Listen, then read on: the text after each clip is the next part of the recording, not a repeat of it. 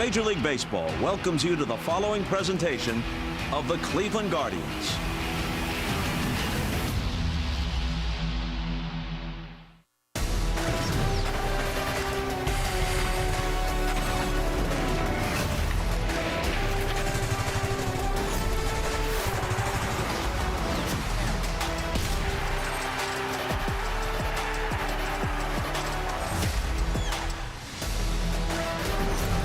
For the past decade, Cleveland's baseball identity has been pitching.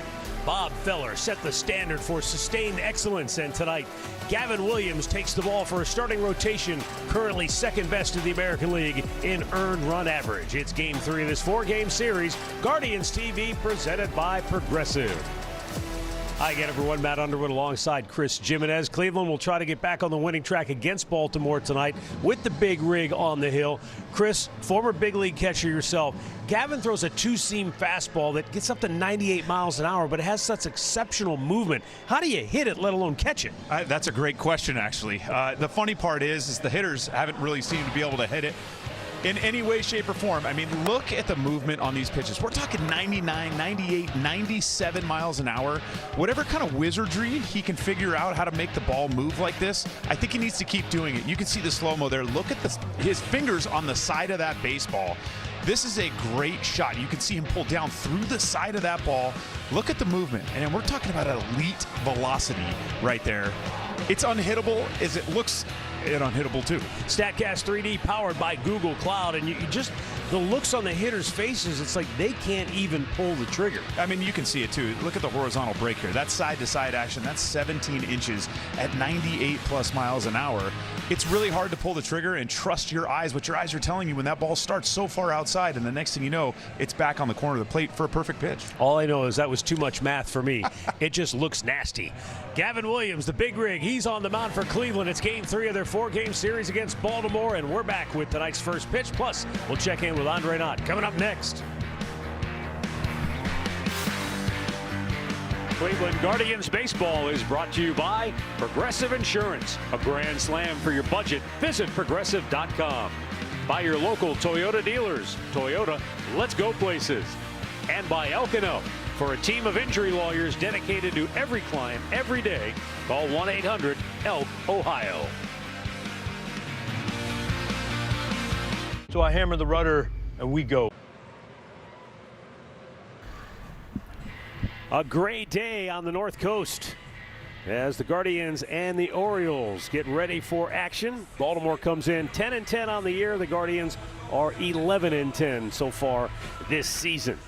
Andre Knott joins us now. Dre, you look at a guy like Daniel Schneemann, super utility Gold Glove finalist last year, does a little bit of everything, does anything asked of him, and he's kind of a self-made guy. Not a highly touted prospect when he was drafted, but man, has he made himself into a valuable player. A made man is what Stephen Vogt called him last night, and I love that he said that about him because, as you said, yeah, we could just say he's a utility guy, and some players would be happy with that. And everything we're saying about Daniel Schneemann right now, he would never say about himself. But he's a self-made man. He's self-motivated, and you see the play he made last night and the grand slam he hit yesterday, the doubles, right? You go back to the Dodger games and hitting the ball the other way. He's come out of spring training looking to hit the ball to left center field, and it's worked. The barehanded play a couple days ago, then that play last night, maybe his best play we've seen him make this year, and then the bomb, the 4-run homer. What I loved about it, guys, if you think about it, that was a fastball high. The pitch before that, he swung and missed. Everybody knows he's a good low ball pitcher. They go up again, and he smashes it for his second career grand slam. But you look at what he's done in a 6-game hitting streak, 10 for 20, 2 home runs, 9 ribbies, 2 doubles, and really for me, I love the stat on the bottom. After the 7th inning, he's hitting over 300 with 1 home run, 8 RBIs. He's not just a utility guy anymore, gentlemen. This is a guy that you need, and he competes every single night. For me, Chris, I love that you have some competition amongst the 2 utility guys. I feel like Angel and Daniel Schneemann have pushed this team this year, and they wouldn't be where they're at without what they've done, not only playing all over the field, but what they've done at the plate. Well, you can't push each other any better than these 2 guys have done that this year so far. The nice thing is by allowing each other to push each other, you're making, the team better in general, right? You're pushing yourself just to be a better individual, a better teammate. I don't think anybody would say anything bad about either one of those two guys on this team so far this year. Daniel Schneeman's kind of at the top of that list of just being a quality human being, a great teammate, and a made man. And you better not say anything bad about Gavin Williams or he might put your lights out. The big rig is on the bump. First pitch coming up next.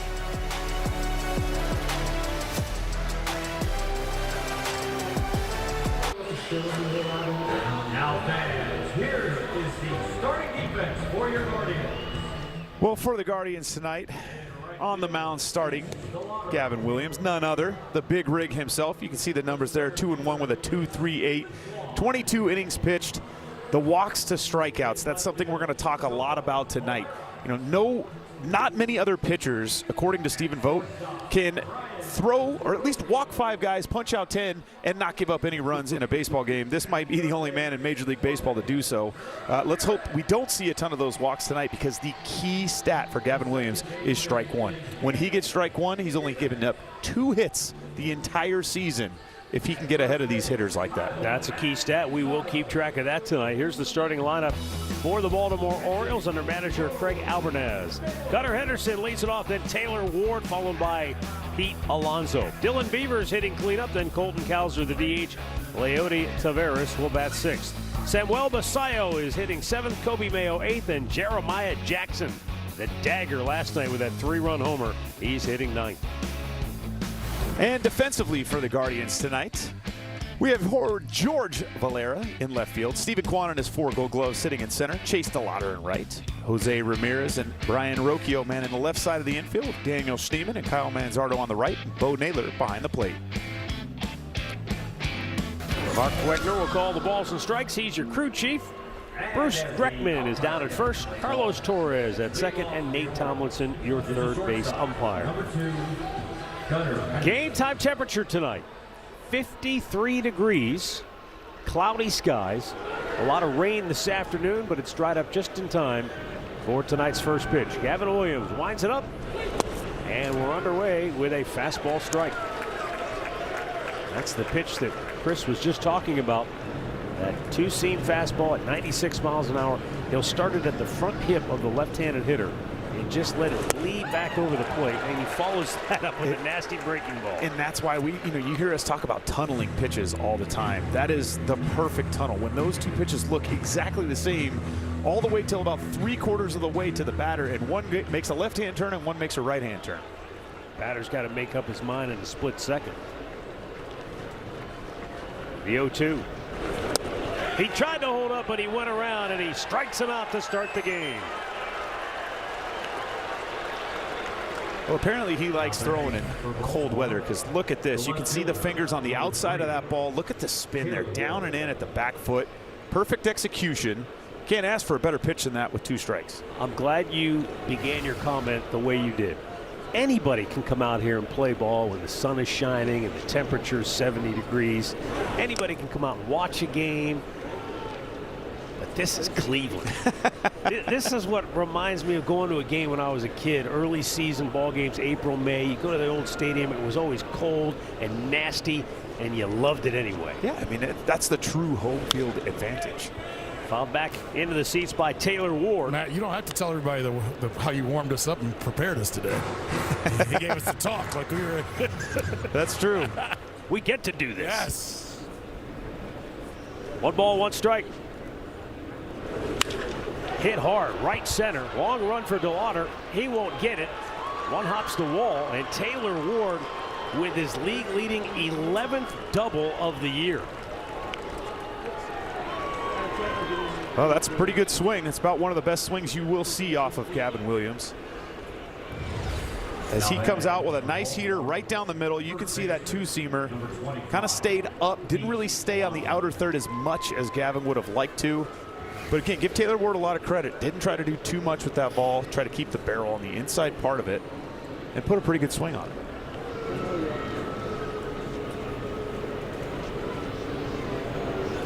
Now Pete Alonso.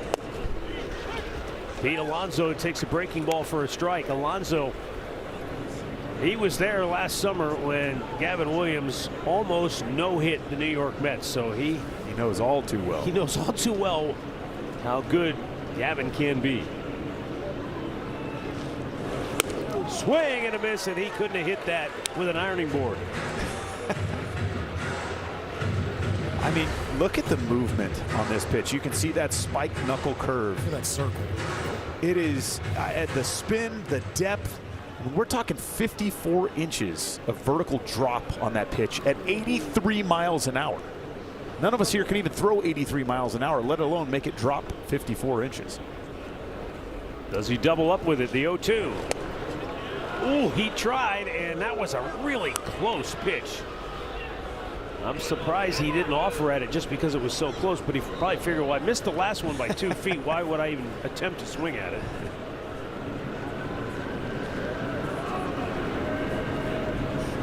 The 1-2. Swing and a miss. He came right back with that curveball, and he struck him out 2 down. And that was the curveball. The pitch before that was the sweeper. Had a little different shape to it. Yeah. You can see this one with significant more depth. Top to bottom spin. Look at the bottom just fall out of that thing. It's a little bit slower than the sweeper as well. But you can tell early on these Oriole hitters are searching up in the strike zone against Gavin Williams. He's going to get a ton of swing and miss if he can utilize that pitch like that. If you did not see Cody Allen's explanation of the knuckle curve in our pregame coverage, he did such a great job of explaining why that pitch works, why it's so effective, the way he tunnels that pitch with that spike grip, man. Right. It's a ton of pressure on your fingers. But the key is you know, we'll see and continue to show some slow-mos of, you know, the finger placement on that knuckle curve. But you have to make sure that that middle finger wrapped around the baseball is in front of the ball and thinking about pulling that thing down. 2 down, the 1-1 pitch, and he went, says home plate umpire Mark Wegner.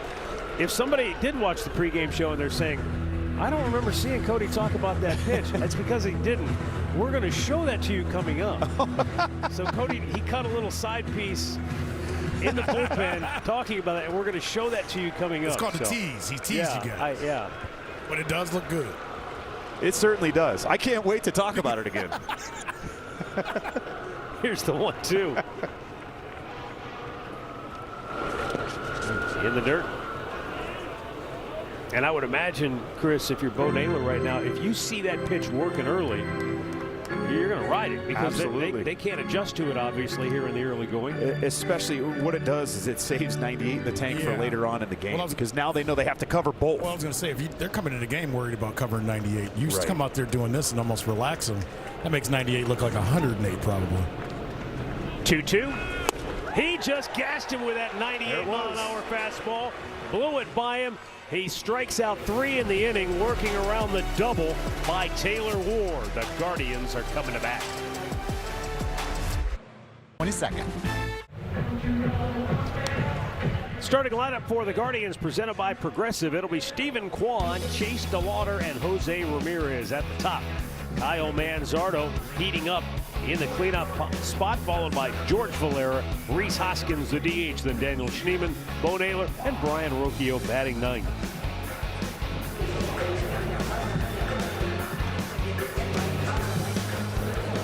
Coming into tonight, the Guardians just a tick under 4 runs per ball game.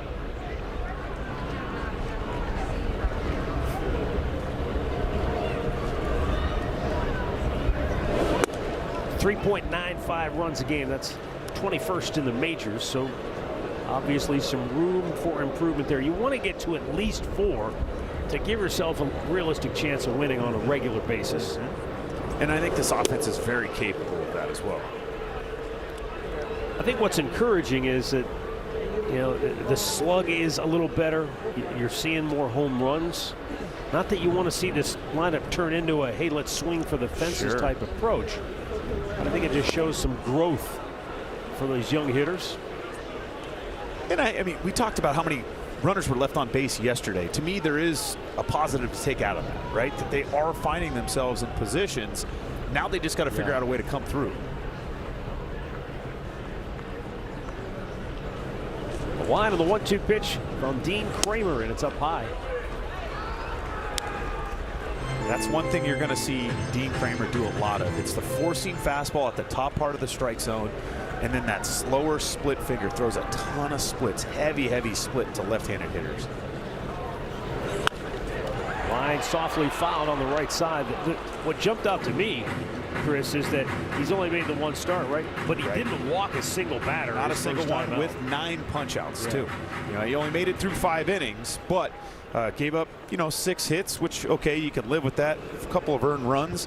But he is going to he's hopefully not going to talk about it, but he's going to go out there and show it. He will use that top part of the strike zone. Well, he has to use it, though, to set that split up. And that's what I was going to ask you. Usually with the split, we say if it's low, let it go. But you can probably be charged up to swing it already because he's messing with your eye levels, right? And that's exactly what he relies on. He relies on hitters going below the zone with that same sort of mentality. It's a lot easier said than done, but you have to hunt the middle part of the plate. Vaughn lifts one to center. And that is out number 1. Well, defensively for the Baltimore Orioles, Taylor Ward in left, Leody Taveras manning center field, and Dylan Beavers out right today. Kobe Mayo, Gunnar Henderson on the left side of the field, Jeremiah Jackson and Pete Alonso on the right, and Samuel Basayo behind the plate. Here is Chase DeLauder. And he fouls that pitch straight back. That was a 4-seam fastball. It was upward. He likes to get after it. Matt, remember yesterday, DeLauder had to double down the left field line. Correct. Stayed back on everything else. Juan Brito came down at the end of the inning. He goes, I got to get that. I got to learn that swing.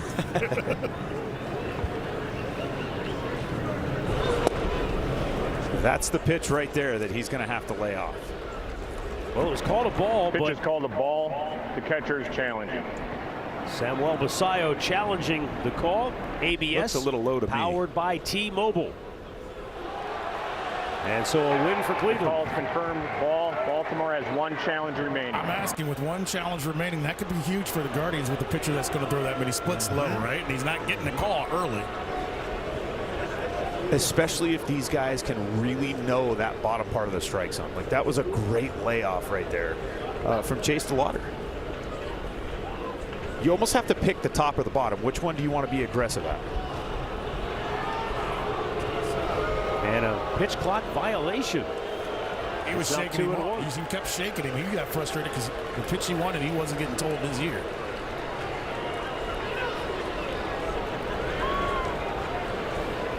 Well, let's not forget, Dean Kramer was sent down at the end of spring training.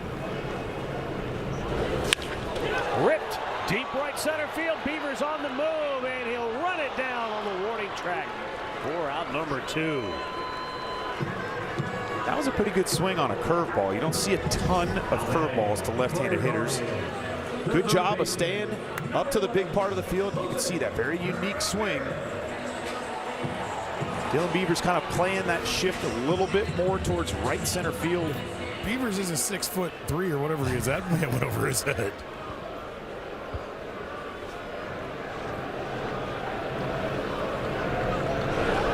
Jose Ramirez takes a pitch inside. Interesting.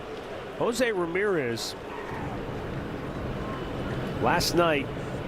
Well, let's go back to the first game of the series. Jose hit a 2-run homer in the first inning. Then he singled his last time up. Last night, Craig Alvarez decided to not even give him a chance. They were not intentional walks, but Baltimore walked Ramirez 4 times in his 5 trips to the plate. So obviously they were unintentional. It was walks. very well communicated. Right. Do not just give in to this guy. If he wants to chase and maybe get himself out, by all means, we'll let him do that. But and Chris, that's something that again speaks to the greatness of Jose Ramirez. He knows that there are times when teams are not going to pitch to him, and so he has to fight himself because you know how badly he wants to swing the bat. For sure. And again, that's so difficult from a mental side of things. As a player, you know how much we rely, this offense relies on Jose Ramirez to produce, and when you're not getting the opportunities to do that, it can be very frustrating. Did it surprise you guys? That's the first time he's walked 4 times in a game, I believe. Shocked.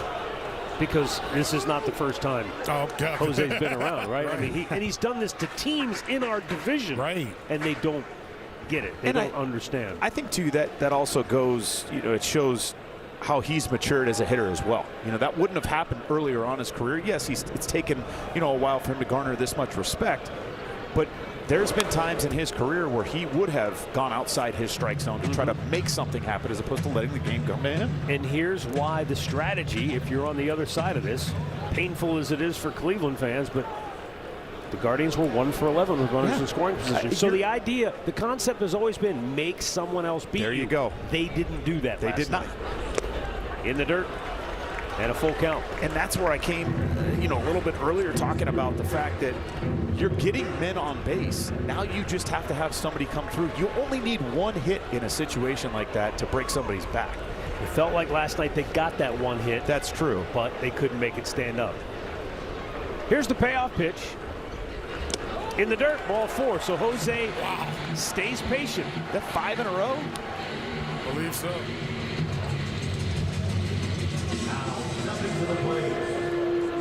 Yeah, remember he flied to right in his second at bat last night, so it's 4 consecutive walks. 6 in the series. That certainly helps the on-base percentage. And again, as much as you want to make somebody else beat you, that does, putting him on first base, he's a stolen base threat no matter where he's at on the field. And it puts extra pressure on the pitcher to not only execute the pitch, but you can't just let Jose run wild over there as well. So you're kind of picking your poison. And now, because of this series alone, Jose is now 5th in the American League in walks. So 16 walks already. Kyle Manzardo has hit in 7 straight games. I hate to say this, but I think there goes Jose. Throw down. Save. Stolen base number 10. He began the day tied for the league lead in steals. Well, you can see the helmet comes flying off. Pretty standard. Good pick right there by Gunnar Henderson, but it looks like he never really got the tag. Maybe slightly there on the back of his foot. But it looked like Jose was already on top of the bag, ready to rock. Again, like we were just talking about, now you've got a runner in scoring position. And you can't take your eye off of him either, because he might as well take third. Changes the at-bat for Manzardo.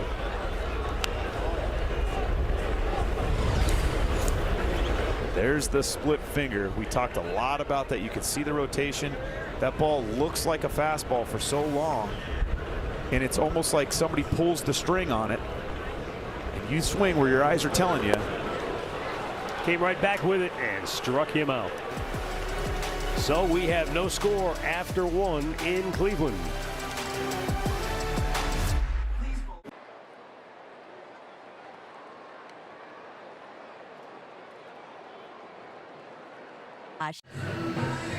Guardians TV presented by Progressive. No score after the first inning of play. Gavin Williams struck out 3 in the first. He'll have Colton Cowser, the designated hitter, leading off the second. All right, Chris, you've got Cowser, left-handed bat. He's 6 for 19 putting fastballs in play this year. He's 2 for 22 when swinging and putting an off-speed pitch in play. Does that mean anything to you as a catcher if you're preparing for this game? Yes, it does. It means he's probably going to see a steady dose of breaking balls, especially early in the count. That buys you a little bit of room. You put it in his head there, the first pitch, that gives you a little bit more room for there with the fastball. But my guess is he's going to see a steady dose of breaking balls. Gavin got 8 swings that first inning, 6 swings and misses. Stuff looking good tonight. Yes, indeed. Here's the 0-2. In the dirt. 1 ball, 2 strikes. Cowser was 0 for 4 last night. This certainly seems like it could be that big top to bottom curveball time right here. That one with a lot of depth. Breaking ball, back door, just missed. 2-2.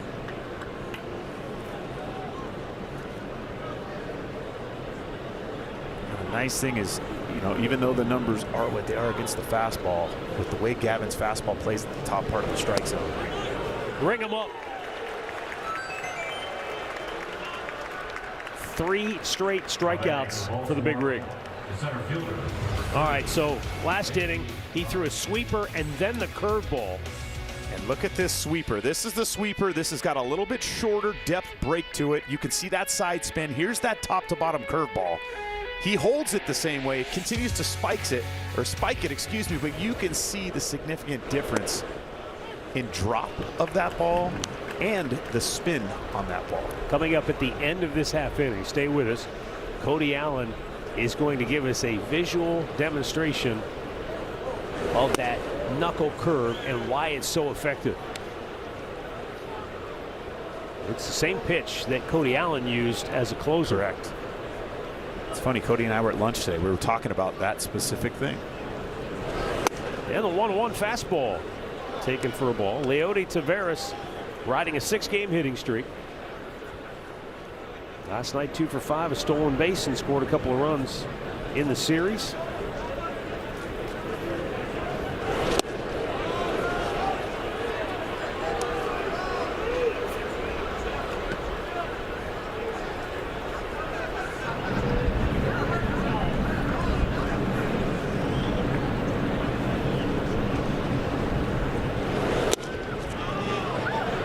They appeal, he did not go, and it's ball 4. So the first walk issued by Gavin. After 3 consecutive strikeouts, he just seemed to lose the release point of that fastball. Couldn't spot it. That one was inside. Good call. Good call there on the no swing.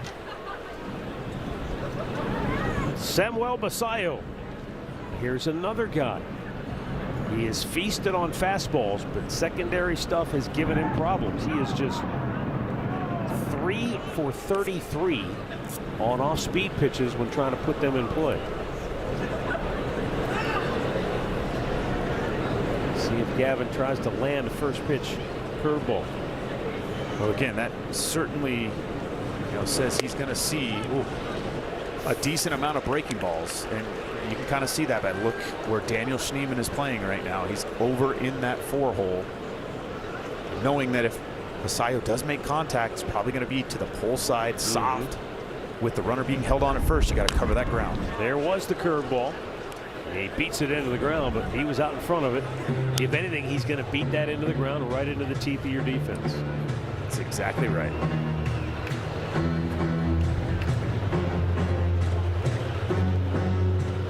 Again, what makes the curveball so effective is that 97-mile-an-hour fastball that he painted on the outside corner. It's not a pitch anybody wants to swing at, first pitch especially. So now he's got him in the hole 0-2. As a hitter, you have that in your head, like, God, there's no way I can cover both of those. Hit high in the air, deep left field. Back is George Valera, shy of the warning track, makes the catch.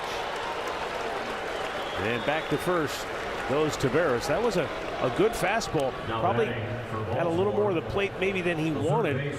And Basayo couldn't do much with it. He hit it hard and in the air, but it didn't go anywhere. But here's the thing. I'm okay with that. That's not a pitch that he can handle consistently. Yes, he did get a barrel to that pitch. Nothing ended up happening to it, but it continues to set up the fact that he's got the breaking ball in his back pocket for that second and third time through the line. Now Kobe Mayo. Taveras draws a throw.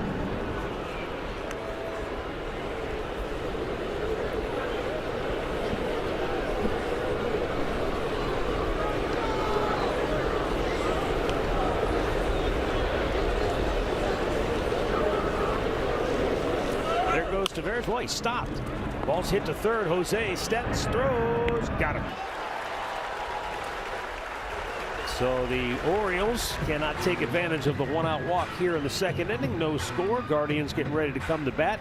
We're going to take a moment now and let Cody Allen really explain the knuckle curveball to you. Today we're going to talk about the curveball, specifically the spike knuckle curveball. Gavin Williams has got a really good one. It's a pitch that I leaned on a lot in my career, and I developed it off of knowing that a four-seam fastball has that four-seam spin orientation, and I really wanted something to look just like that going the other way. So when you have that spike up top, I couldn't get a traditional curveball grip like a Clayton Kershaw or somebody like that who's got that traditional grip, that big bend. I just could never develop that pitch, or that pitch wasn't effective for me. So some guys told me to try spiking it when I was in college. Started gripping it right there. Really puts a lot of pressure on this finger right here. And then all I was thinking about was driving this knuckle through the catcher's mitt. I really wanted to just drive that thing through the mitt. Wanted that thing to come out flat like a fastball and then come off, so I could have the four seam going this way, the curveball going that way. That looks like that's what Gavin Williams has been doing a lot of this year, is four seam fastballs are outstanding, but what makes it a lot better is that spike knuckle curveball that he's got down really good. And so, Chris, the key takeaway here is to the hitter. Initially, they look like the same pitch coming out of the hand. That's the key. The easiest way to tip your breaking ball is to have that thing pop up in the air. If you can stay with that knuckle curve, and check this out, you just saw the breaking ball there. Look at the fastball start at the exact same height. It's impossible for hitters to tell. Not only you got 98 in the tank, but you can't see that spin difference until it's too late and the ball's dropping or the ball's staying there.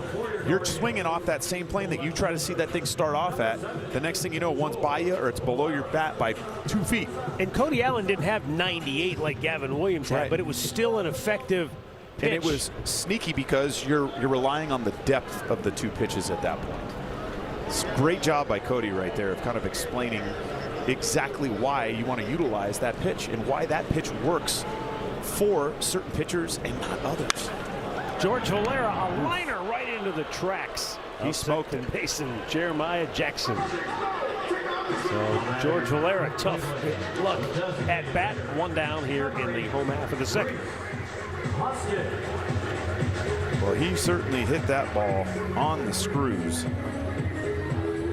That's when you're going back to the dugout. And again, that's kind of why batting average is a really poor stat to tell you how good a player actually is. You can hit a ball like that and not be rewarded for it, but hit one off your label and somehow get a hit. Now, Rhys Hoskins is in the lineup because he's had success versus Kramer in his career, probably the most of anybody on our team. So if people are wondering why the righty's in the lineup today, the history. See, they do take that into consideration. Every once in a while.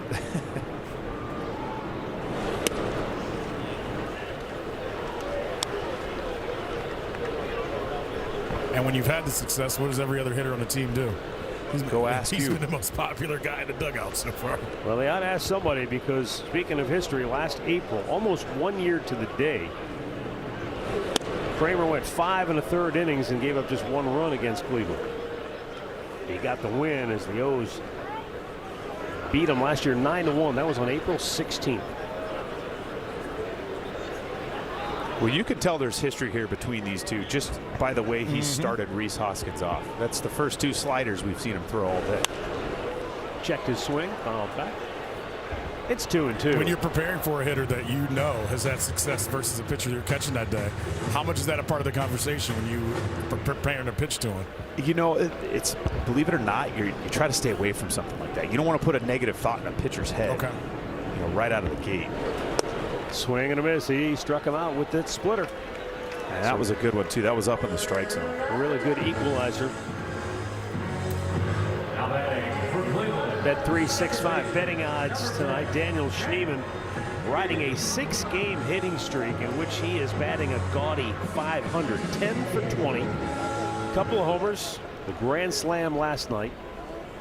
9 runs batted in total during his 6-game streak. Third baseman playing back. Maybe just a deke to try to bring him in a step or two. He's not buying it. He's going right back to his normal position. He saw he's been hitting the ball.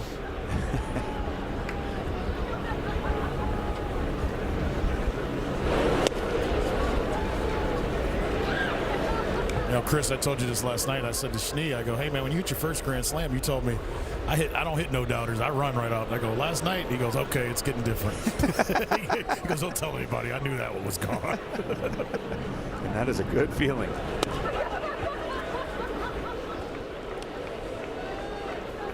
You never want to, show anybody up, but boy, it certainly feels good when you know without a shadow of a doubt that you got one. Because he's not a guy that would show anybody up, and that was his main thing. He was like, dude, I'm not.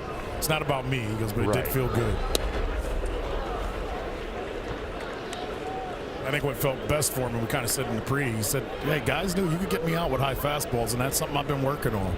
And he goes, hopefully I'll get some pitches in the zone that I've always been comfortable with, the lower. Right. He goes, and I know I got to earn them. That's exactly right. It's nice to get that win when you know you've been putting in the work. Ouch. Off the instep of that right foot. Hopefully it didn't clip the ankle. You can see this is a great look. Oof. Right off the heel, it looks like. And that is not a fun feeling. There's not a lot of padding there. Bet he has one next to him, bud. Yeah, that's true. Bodie and Jeff Desjardins going to come out and make sure Daniel Schneeman's okay. The fact that it's chilly tonight too definitely doesn't help. Either dispel a myth or spill the beans. When you see that as a catcher, you see a guy foul one off of his foot like that. You're calling for a pitch? He can try to do that same thing again, aren't you? I am going. You're going right back to it.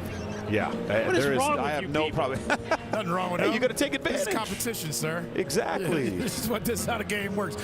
You remember? I don't know that. Wait a minute. Now you're telling me when you're playing quarterback. I just think that's me. It is me. I think you're. Hey, all's fair. I think you're a bully. Well, you can call me what you want. My job's to get people out. No, I think we all understand that thinking, but it's just. So as a hitter, you know that too, right? I know where this next pitch is coming. For sure. So you're just praying it's not a strike so you don't have to swing. That's exactly what you're doing, yes. And you're also hoping too with the speed up rules that Major League Baseball's implemented, and don't get me wrong, they've been great. You hope that the umpire has enough feel in the moment to give you that extra second that you need. And that's, why Stephen Vogt comes out, Jeff Desjardins comes out, just to give you that extra minute to catch your breath. Our old friend, the late, great Mike Hegan used to say, you could tell if a guy was a right-handed hitter or a left-handed hitter by the way they limped in the locker room after a game. That is probably a very true comment. Here's the payoff pitch. Swing and a miss. He went up the ladder. Dean Kramer. He looks like he's up to the task tonight. He has struck out 3 in 2 scoreless innings.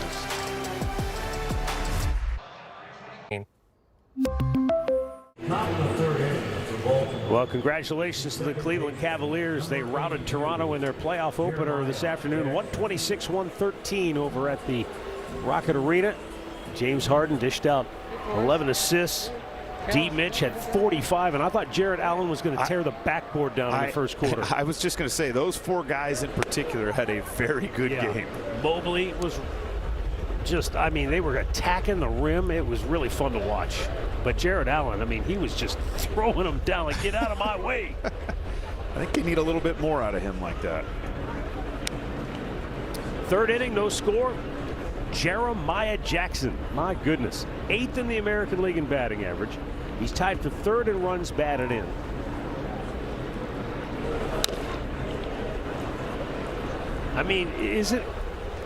This is like the oldest story there is in baseball. Jackson Holiday, anyone? Hey, you ever heard of Wally Pipp? You ever heard of Wally Pipp? Yeah. He's going to keep playing. His name has become a big name since the foul ball. Fly ball to right.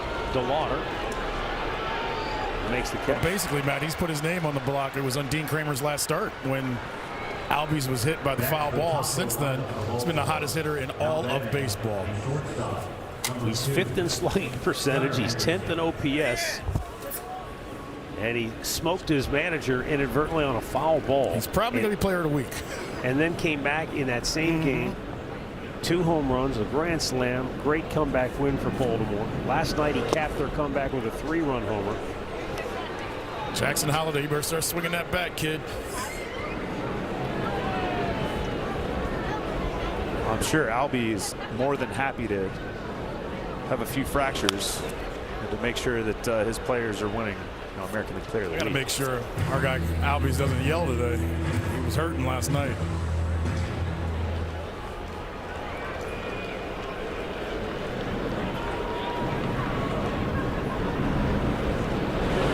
Gunnar Henderson fouls it off.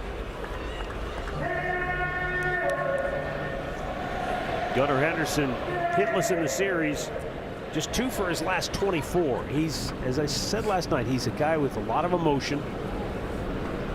Sometimes that can work against you in this game. 0-2 pitch in the dirt. Good pitch. You mentioned that. You remember he debuted his first game as a big leaguer was here. Hit his first home run here, so he's had a lot of success here, and I think he's one of those guys they circled of, we cannot let him come in here and do what he's done in the past. 1-2 breaking ball, foul away. I think too, at some point, Gavin's going to have to use that fastball at the top part of the strike zone. That swing on that curveball, just would at least give me, I'm not saying cause for concern, but it certainly looked like he's starting to catch up to that pitch. In the hole and a base hit for Gunnar Henderson. Maybe went to the well one too many times. Exactly. And again, I mean, it's okay. It's a single, no big deal. Obviously, with the power that Gunnar Henderson possesses, it could have been a lot worse. But you can see this is that slower breaking ball, the curve ball there. The first pitch he threw of the at-bat was the really hard sweeper. That was a little bit slower, bigger depth breaking ball. He threw that the exact same pitch right before that was a foul ball. Taylor Ward smoked a ball to deep right center field for a double his first time up. That was on a fastball. He just shot it the other way.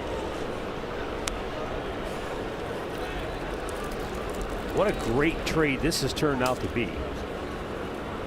Grayson Rodriguez to the Angels for Taylor Ward.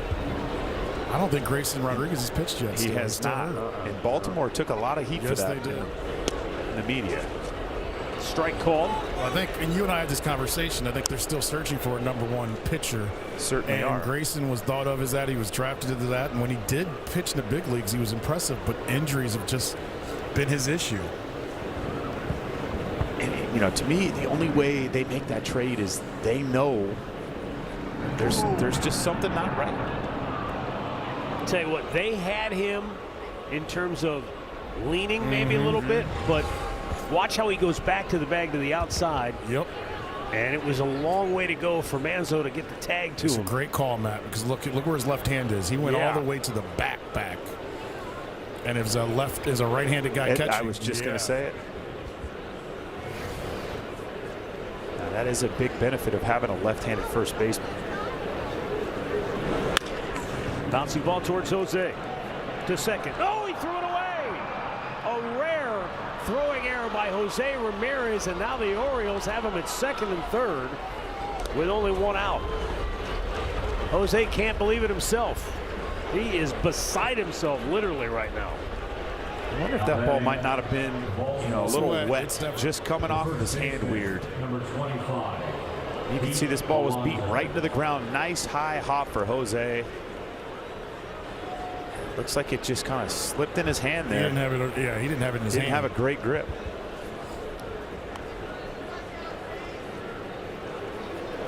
So now Gavin. This is the ultimate Houdini ask of a pitcher. Pete Alonso at the plate. Second and third, and you've got your infield in. Good luck to those guys. Yeah, that's not a fun feeling. With this guy at the plate, knowing how hard he has the ability to hit a baseball. You can see where Jose is. He's playing a little more standard. Out of play to the right. And again, this now puts a little extra pressure on Bo, knowing how many breaking balls and sweepers that Gavin's thrown today.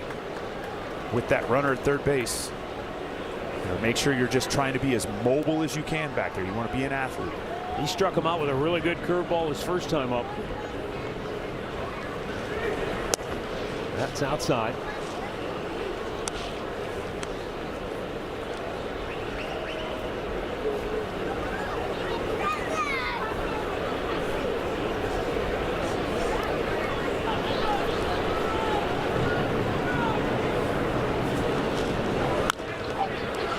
Fouled that one off of his foot.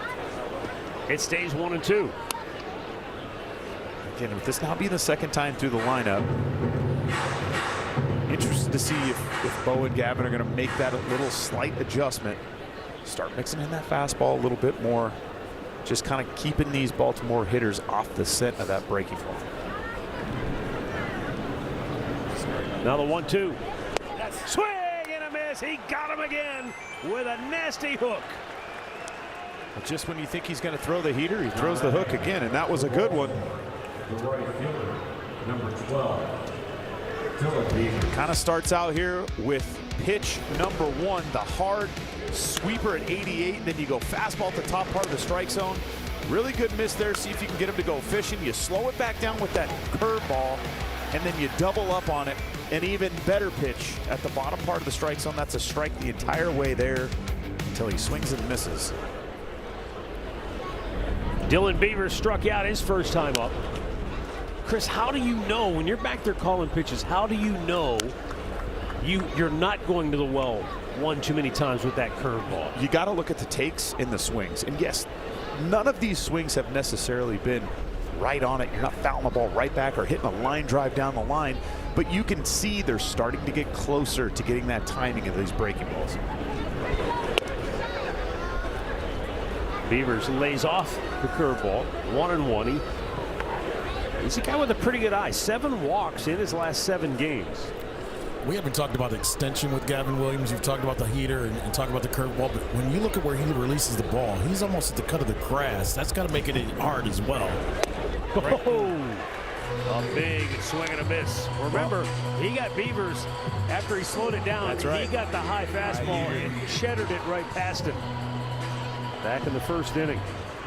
Well, back to Andre's point, that extension, 7 foot of extension, 7 feet, I guess. That is good for 93rd percentile in Major League Baseball. So there's not too many guys that get down the rubber a little bit further. So 98 is probably a lot faster. Like 198. Here's the 1-2. Swing and a miss. He got it with a sweeper. Took a little something off. Nasty break to it. Gavin Williams strikes out a half dozen through 3 innings, and he picks up his great teammate Jose Ramirez in the process.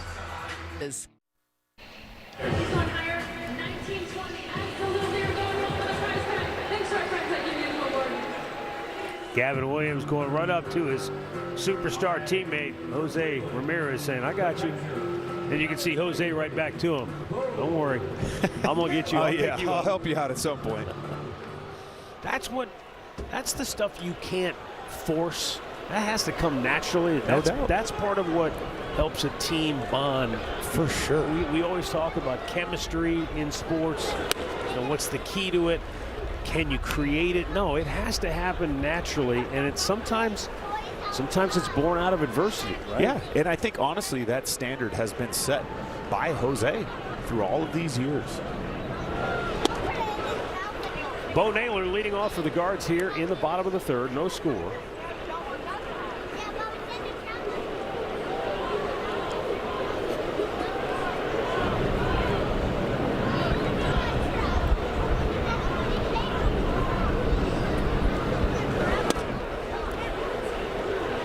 And that fastball found the inside corner. 2-1. You see Dean Kramer get a lot of 2-0 takes because of the way he pitches. It's a lot of soft early. You're maybe sitting there looking for something up in the strike zone from a soft standpoint, something similar to that pitch right there. Then he sneaks the heater by you. Then he comes back with that other, the split higher in the strike zone. He definitely keeps hitters on their toes. The 2-2. Low, full count. As a catcher, you're reading swings. When a guy doesn't swing, does that make you nervous? Tells you just as much as you need to know. I mean, takes can tell you just as much as a swing. Interesting. Here's the payoff pitch. Broke the bat, and another terrific defensive play. Jeremiah Jackson had to run it down, and he did for out number 1. At some point, they're going to have to start picking on somebody else over there. But that ball definitely got in on Bo ever so slightly. he's still got enough that you thought this may have a chance of sneaking over Jackson's head, but a good initial first step. He's able to run it down. So that'll bring up Brian Rocchio. 1 for 3 in the series opener with a double and a run scored. Had his first night off of the season last night. He had played, I believe, in 100-ish games in a row before that.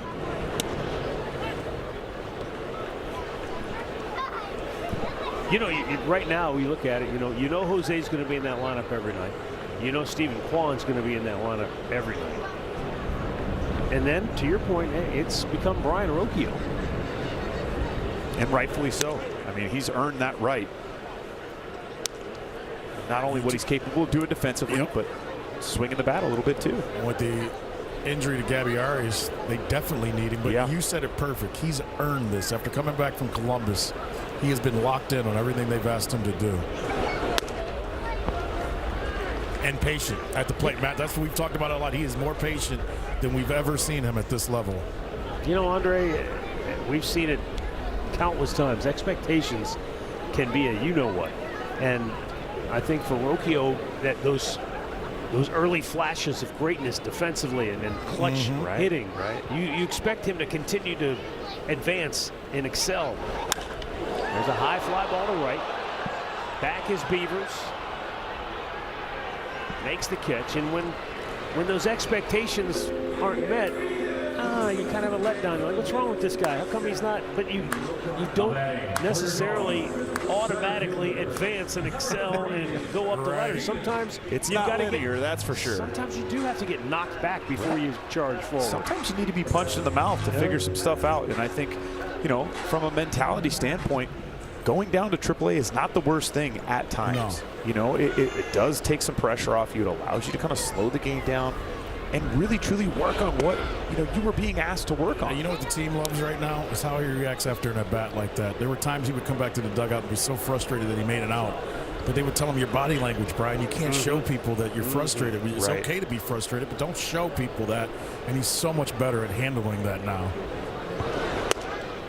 Isn't it funny, Andre, how baseball might be the only sport where showing emotion truly is discouraged? Yeah, true. Yeah. Football, you can throw your helmet down, you can dance around, you can do all those things. Hockey, basketball, but in baseball, suppress. Well, think about what you guys have been talking about. You guys have been talking about reading guys, at the plate. It's the same thing everywhere else. Yeah, everybody's reading body language. Dean Kramer, he's dialed in. He has set down 7 straight. Cascade. Time now for our Toyota keys to the game. We are scoreless, heading to the 4th inning, and well, there he is. Chris, you shortened it. I did. I shortened it today. Concise. We got to attack. Strike one being so incredibly important. Gavin, 9 of 13 first pitch strikes. When he gets strike one, he's only given up 2 hits the entire season. And of course, the bullpen there. There is no better way to forget about a day or a bad night before than to get yourself right back out there the very next day. Need to see these guys that they can handle this mentally and go back out and get their jobs done. Colton Cowser leading off for Baltimore here in the 4th inning. Struck out his first time up.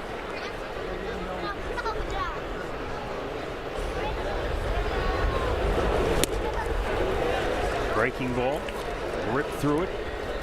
I mean, Gavin has been so good this year. When I was diving into this a little bit earlier today,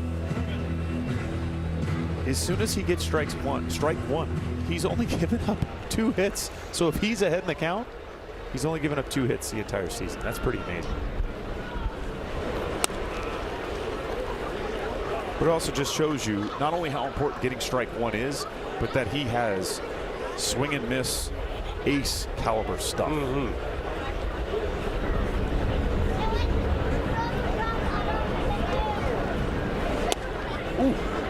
I mean, just locked him up with a fastball. Love it. He blinked and it was by him. Love it. And again, what sets that up is how many breaking balls these guys have started to see. This is a great job by Bo and Gavin there. Perfectly executed pitch at the bottom part of the strike zone. And that's a pretty tough pitch to hit at 97. It's his 7th strikeout and the first called 3rd strike. Down and in, ball 1.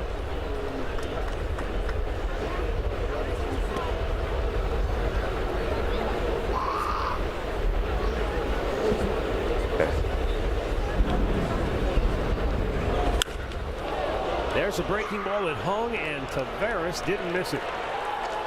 1-0 Baltimore. First homer of the year for Leody Taveras. And it extends his hitting streak now to 7 games. Again, this is another kind of just, these guys are starting to catch up this. I know Leody Taveras saw a lot of fastballs the first time through. But you can tell the game plan against Gavin is get that breaking ball up in the strike zone, knowing full well you're going to see some. This is that slower curveball. This one did hang right the heart of the plate. Give Taveras some credit. Let that ball travel, and he put a good swing on that bad boy. Samuel Basayo fouls it back out of play. Well, you can see as soon as Gavin leaves his hand there, the look says it all. He knew it. It's one of those ones as a catcher, you see it leave the pitcher's hand. You're going, uh-oh. Yeah. You're going to take your glove off and throw it so he can't hit it. 0-2 on Basayo. But again, so this is that part of the game, the emotion. Right now, home plate umpire Mark Wegner getting an earful from the Orioles dugout. Craig Albernaz is barking at him.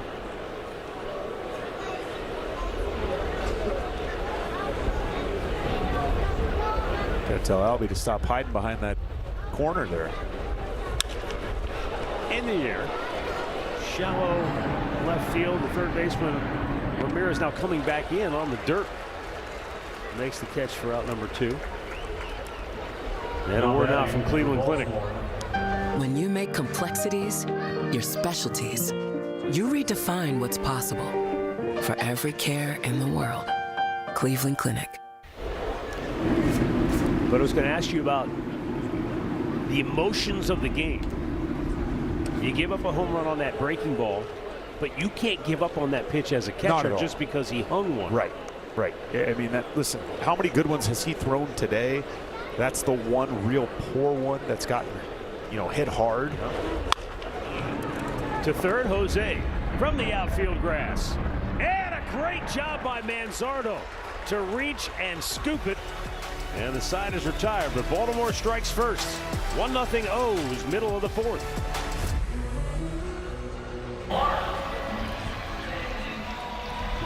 Guardians come to bat here, bottom of the 4th, down to Andre Knott.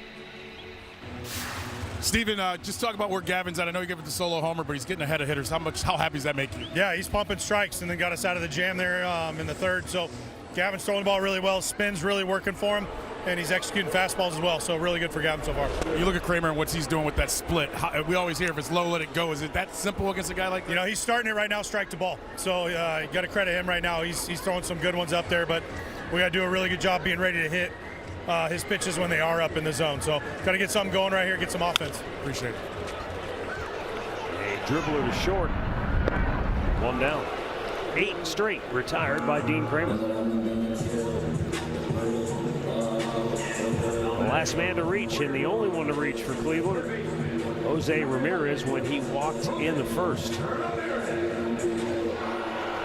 The other thing, too, about the quandary that Jose is in when teams are pitching around him, testing his patience, walking him, is he still has to be ready for that one pitch, that one mistake that maybe they give him. He's got to be ready to feast on it. And that's the mental part of the game that's so difficult, because you can't give up your aggressiveness, but you also have it in the back of your head. Are they really trying to pitch me, or is this that actual time when I'm going to see it? And you can see here 7+ pitch plate appearances, obviously blowing anybody else away with 19 there.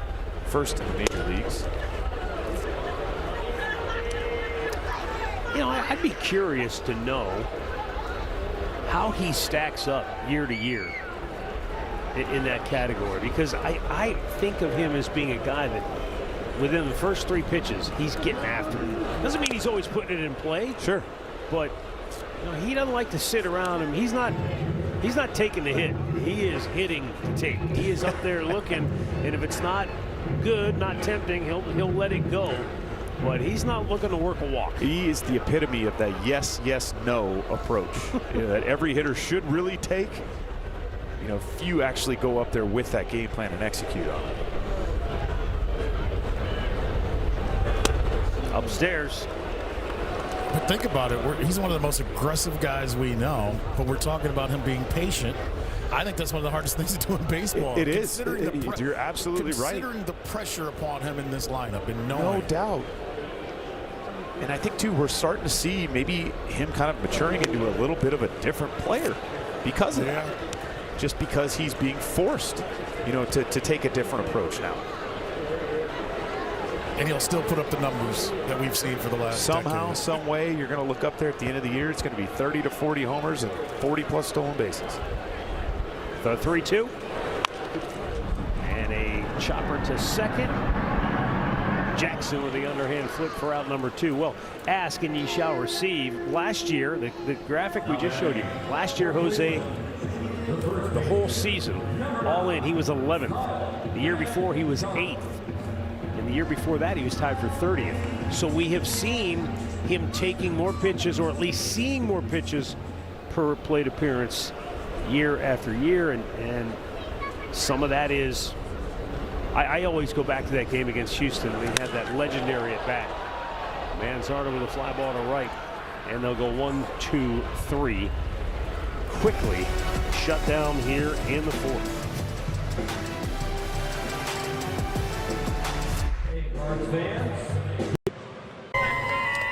There's still time to purchase 2026 season ticket memberships. They start with just 20 games and feature the best seats at the lowest prices. Members also get access to exclusive events, pre-sales, a flexible exchange policy, and more. Purchase your plan online at cleguardians.com/season tickets. Jeremiah Jackson fouls the first pitch off of the 5th inning. Baltimore with a 1-0 lead on a home run by Leody Taveras in the 4th inning.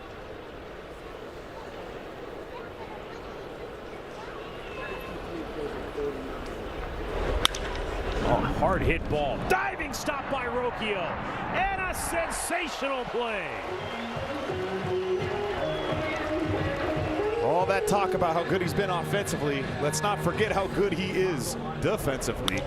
This ball was smashed. Great first step. That ball kind of hopped back on Brian Rocchio as well. Still able, you can see the first step quickness there. That is elite. Get up, make a quality strong throw. That young man can pick it. And a big first out for Gavin Williams, because if Jeremiah Jackson gets aboard, he's on base with speed, and now you're flipping it over to the top of the order. That stops some momentum. Fastball strike to Gunnar Henderson, who had been 0 for his last 11 before he singled in the 3rd inning.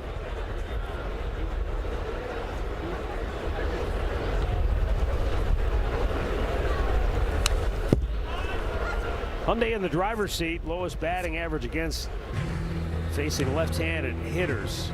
And interesting for a right-handed pitcher, right. He dominates lefties. Those breaking balls, that's where that comes from. Then you've talked about how good the fastball at the top part of the strike zone is. You get a hitter's eyes looking down or out over the plate and then zoom them back up like that. And then you do that. The hard breaking ball. It's number 8 for Gavin. Now batting, Baltimore. And here it is. There's the sweeper. You can see the side spin. Just a good, hard, sharp, downward-facing breaking ball. Gunnar Henderson just pulled the trigger just a hair too soon on that pitch. Shaking his head as he walks away. For a guy who made his living catching all these off-speed pitches, are we splitting hairs, sweeper to slider, or what is the actual differential that you can articulate? You know, it's a good way of putting it.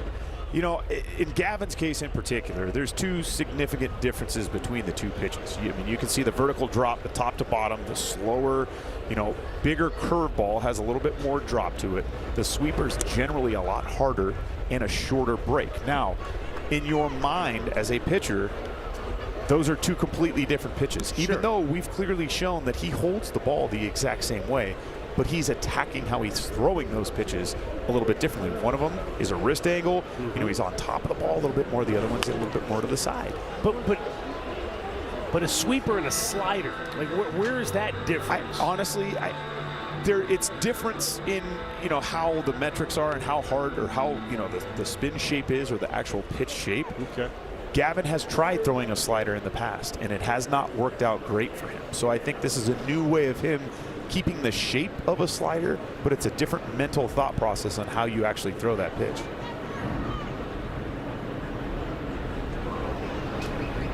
The 2-2. So if I understand you right, a curveball has a grip and an action all to itself. A slider then is a completely different grip. Whereas the sweeper is more of a variation of the curveball, something he's very comfortable with. So a little better pitch for him to manipulate. Ground ball to Rocchio. A little easier play this time for the shortstop. Slings it over. And the Orioles go 1-2-3 for the first time tonight. We're halfway through. Baltimore 1, Cleveland nothing.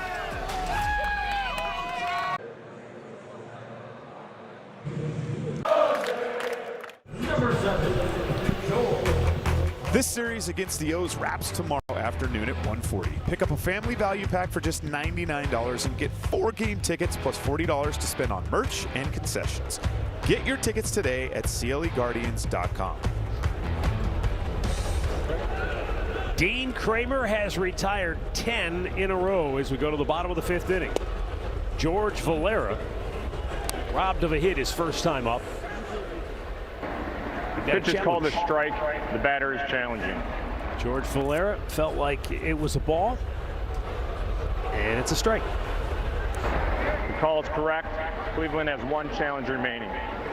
So each team has burned a challenge. Each team has 1 remaining.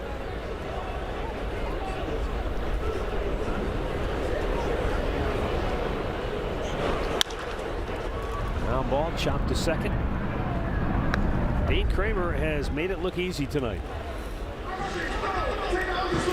Speaking of making it look easy, Brian Rocchio in the last half of the inning made one of those spectacular plays up the middle. What I love about it is this right here. Rookie Odor, the infield coach, everybody came down and gave him high fives, and all Rookie just said was, that's what hard work does. He goes, you used to have trouble with the transfer. He goes, you would never know that now. He goes, appreciate that. He goes, your hard work is paying off when it matters most. That's good to hear. Curveball strike to Rhys Hoskins. And now he's become the most popular guy on the team.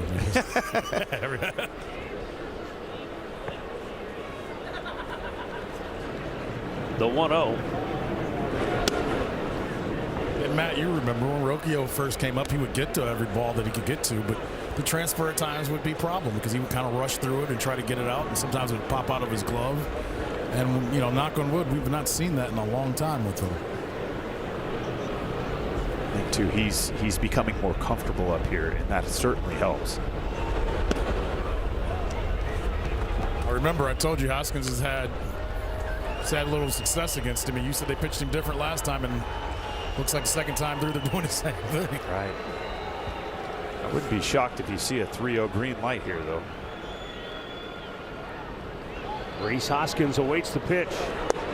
It's in for a strike. You know, Andre, thinking about that aspect of Rocchio's game, you know, the transfer, we would see him he'd try so quickly to get the ball from his glove to his throwing hand, and he'd fumble with it at times. Not often, but just enough times where people noticed it.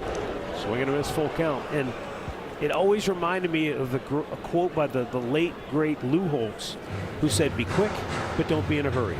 And I think if you think about it in those terms, it makes sense, because what happens when we hurry? We make mistakes. We drop the car keys. We slam the door in our hand because we're rushing.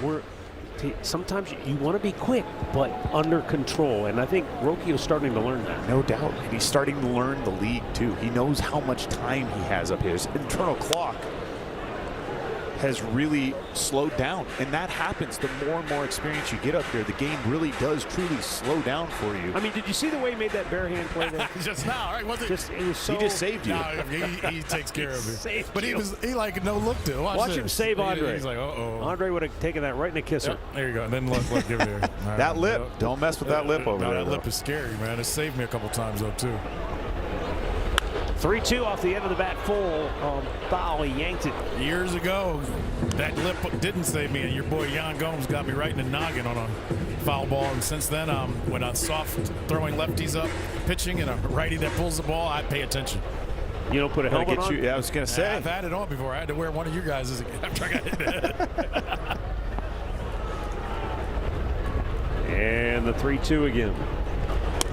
Up high, ball 4. So that snaps a string of 11 in a row retired by Kramer. The only base runners the Guardians have had tonight have come on 2 walks issued by Dean Kramer.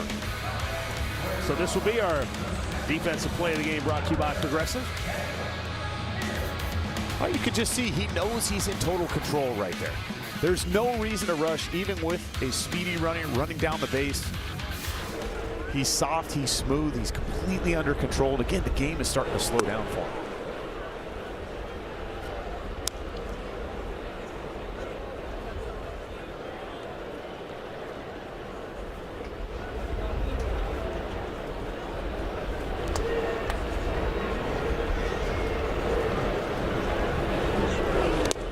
Skipped in there, and Basayo kept it from going to the backstop. 1-1. The 21-year-old still working on his defense and the aspects of catching a big league staff. He's just 21 years old, so he's learning on the job. 6'4", 250. That's a big target back there. Boy, I'll say. You know, to me, the hardest part of catching is the game calling side. It's learning how to get on the same page as the pitcher. Base hit. First hit of the game for Cleveland. It'll send Hoskins all the way to third. And a nice job by Daniel Schneemann to extend his hitting streak to 7 games. He went out and got it, hooked it into right field, and now Cleveland's got a chance to come back and tie it. Well, give Daniel Schneemann credit. Definitely kept the hands back there, but I think he knew this pitch was coming. I think he knew that first pitch of the at-bat was a show-me fastball just to get you thinking we're going up there. 2 back-to-back splits after that. Really good job of seeing that pitch up in the strike zone, not getting that front lunge or his hands too far out in front. And Rhys Hoskins ends up at third base, and we got a little something cooking now. So what goes on here? Meeting at the mound. Basayo's out there. It looks like he's kind of calling that meeting. And wanted the entire infield in on the meeting, so I'm guessing first, third. Well, it's a first, third defense most likely, but they're going to figure out, yes, you know, you got to make sure your head's up for a safety squeeze right here. Again, know who the manager of the Baltimore Orioles is right now. Somebody that was very intimate with what, you know, we like to do in these types of situations. So they're just pretty much going over a lot of the scenarios that potentially could happen. Bo Naylor broke his bat, lined out to second base, first time up. And he takes a fastball strike.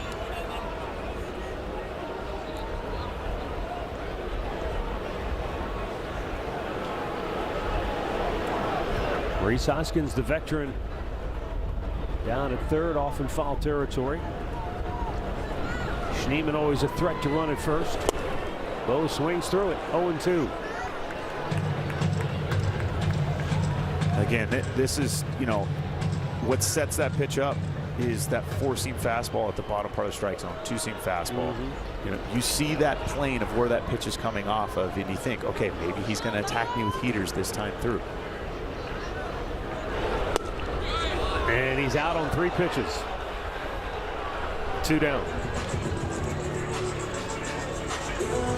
I don't think you could throw a split in any better of a location than this one. Again, just a really crisp job there by Dean Kramer, executing the first pitch with the 4-seam down. Then you go back-to-back split right off of it. Nothing in that at-bat was up in the strike zone.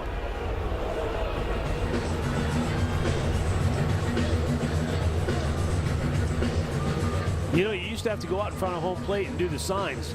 Now he just hits the button, and all the infielders have the little the speakers in their hats, so they know what the defense is going to do, though, with 2 outs. That is one thing that makes it a little bit easier there. You know, sometimes you got to make sure guys are looking. You know, that's a big part of that too. You know, from your catching position, you're the leader back there, you're the quarterback. You've got to make sure your entire infield is paying attention, and then you have to go slow enough for guys to be able to see what exactly you were doing. First and third with 1 out, and Kramer had thrown 4 straight strikes before missing with that ball to Rocchio. And that's also the 4th batter in a row. He started out with a fastball and then immediately went to the split finger off it.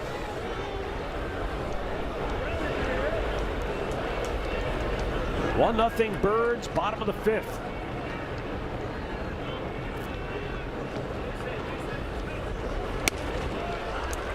Fastball missed up high, and it's 2-1.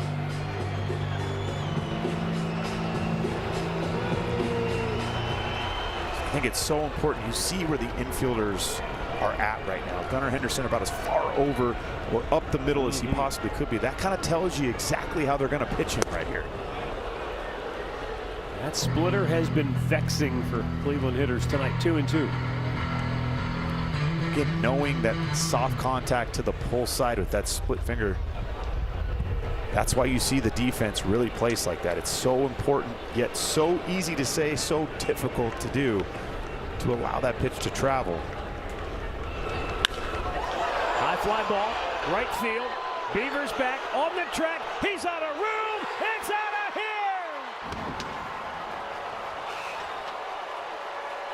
Playoff Rocchio makes an appearance in April. A 2-out, 3-run homer puts the Guardians on top. Well, Dean Kramer tried to sneak a fastball by him. Brian Rocchio was not having any of it. Had a ball. He got to fairly deep right field the first time up. In a 3-1 count, just missed it. Got himself another fastball right there and did not miss that pitch. Got on top of that ball and hammered it to right field. Guardians were 2 for their last 14 with runners in scoring position in the series before that homer by Rocchio. I think it's because he heard Cavs and playoffs. He heard playoffs and he said, all right, I know how to play. I know what to do now.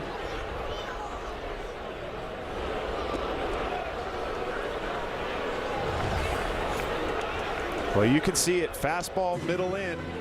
That same pitch or that same arm slot from the split he just saw before that, but you can see he does such a good job of keeping those hands tight to his body, allowing that barrel to stay behind the baseball and extend through it.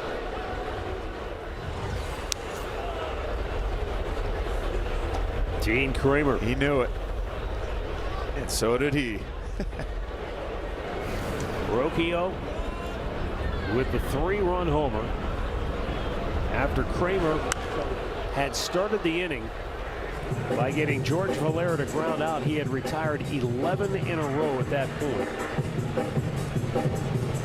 Then the walk to Rhys Hoskins. Base hit by Schneemann, and after a strikeout, Rocchio rips it.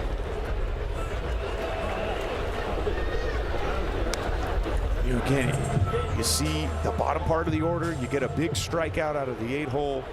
You think, okay, whew, you let your breath down, you let your guard down. I think I just got myself out of this inning with the 9-hole up.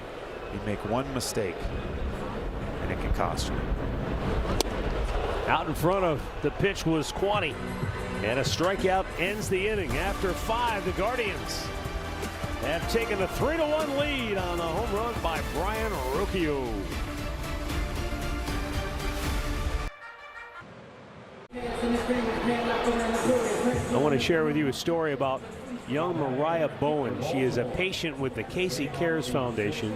She is 13 years old. She's been fighting leukemia since early January, and after countless hospital visits and treatments, she is now in remission. Prior to the game, she delivered the game ball to the pitching rubber, and we want to wish her and her family the very best. Great to have her at the ballpark tonight, and she delivered the ceremonial first ball, and now she's bundled up, hoping to bring home a winner here as the Guardians lead it 3-1. And Gavin Williams going to work in the 6th against Pete Alonso. He has struck him out twice, and Chris, both times when he has gotten ahead, he's gone to the hammer, the curveball. Yeah, I mean, he's really controlled the heck out of that breaking ball tonight. Now that one right there got left up just a little bit. And again, that's the swing right there that, as the catcher, it gives me a little pause for concern. Yeah, I need to reset the trap here. I need to change an eye level in order to go back to that pitch. Swing and a miss. He went to the other breaking ball, and the sweeper strikes him out, number 9. Well, this was about as good of a sweeper as you're going to see. That pitch was never a strike at any point in time. As soon as it left Gavin Williams' hands, that's the type of thing I'm talking about, changing an eye level. The breaking balls was, before that, in. Now you go right to the other side of the plate. It's never a strike. You're not going to get hurt on that. If he takes it, it opens up tons of possibilities. Dylan Beavers has also struck out twice tonight. I like that. We had a really good shot as Pete Alonso was leaving home plate and beginning his walk back to the dugout. You could see him talking to himself. And when you've got a hitter talking to himself on his way back to the dugout, you know you're doing something right. You are so deep in his kitchen, you're making 3 egg omelets. That's exactly right, with a little bit of bacon in there too. He's sitting there wondering what in the world just happened. Like, oh my goodness. He's like, I'm having a nightmare to last year when he came to New York and almost no-hit us. He remembers. That's the look at him. He is not happy. You know, we talk about Jose not seeing a lot of fastballs. There's another man right there that's not seeing a lot of fastballs. There's a little therapy session going on right there. What do you, if you're the coach and he's talking, watch Pete when he starts walking. He's like, are you? I mean, what is going on? Are you kidding me? Like, look at him. He's wondering what planet Gavin Williams is from. Is what he's wondering. And what do you say if you're that coach over there? You're just letting Pete talk. Yeah, like, you have to. Yep. Yeah, You're hearing him out. Say, yes, sir, you're right. Yeah. You know you're right. You're trying. That's a feel-good session right there. That's exactly what that is. That's the thing coaches don't get paid enough for. Ground ball to first. Manzo takes it himself. 2 down. A word from Bet365. Did you win? Let's just say the next round of omelets is on me, fellas. Bet $10, get $200 in bonus bets. You know how you get a guy talking to himself? You throw him 13 pitches, 11 of them are strikes. Now Pete knows what I felt like. You were like, do they ever throw balls at this level? Does anybody ever get in a hitter's count? Like, why only me? And it's, of course, that's what he's talking about right now. He's still working he's through like, it. this is only happening to me here. Don't they know I'm the polar bear? Can't do this to me. I'm the most feared animal in the Arctic. No kidding.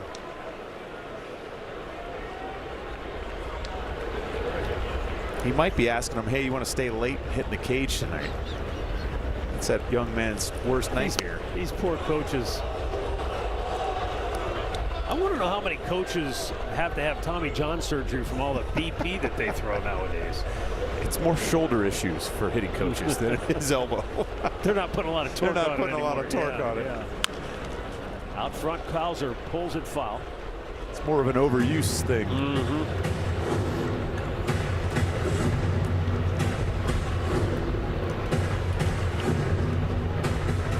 It's days like this, though, when you face a pitcher that's on like Gavin has been so far tonight, that can put you in a tailspin mentally as a hitter. The 1-2. Breaking ball on the back door. Ring him up. Make that to go. 10 strikeouts for Gavin Williams. He has retired the side in order and has set down 8 straight.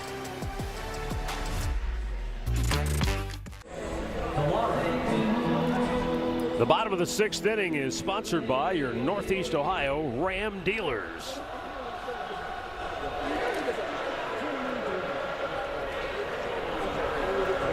Country Roads, Chase DeLauder leads it off. In the bottom of the 6th inning, he's 0 for 2 this afternoon. He hit a ball to deep right field his first time up. I bet you, too, if the wind is blowing like it is right now, then that ball might get over his head. Well, he hit that on such a line drive that first time up. I mean, it was smoked. And that's the wind was kind of cutting across it, and that tends to knock that type of ball down.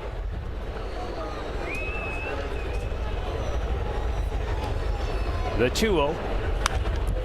There's one popped up, foul ground. That's going to stay in play. Mayo. One away. And up comes Jose. He walked in the first and grounded out in the fourth.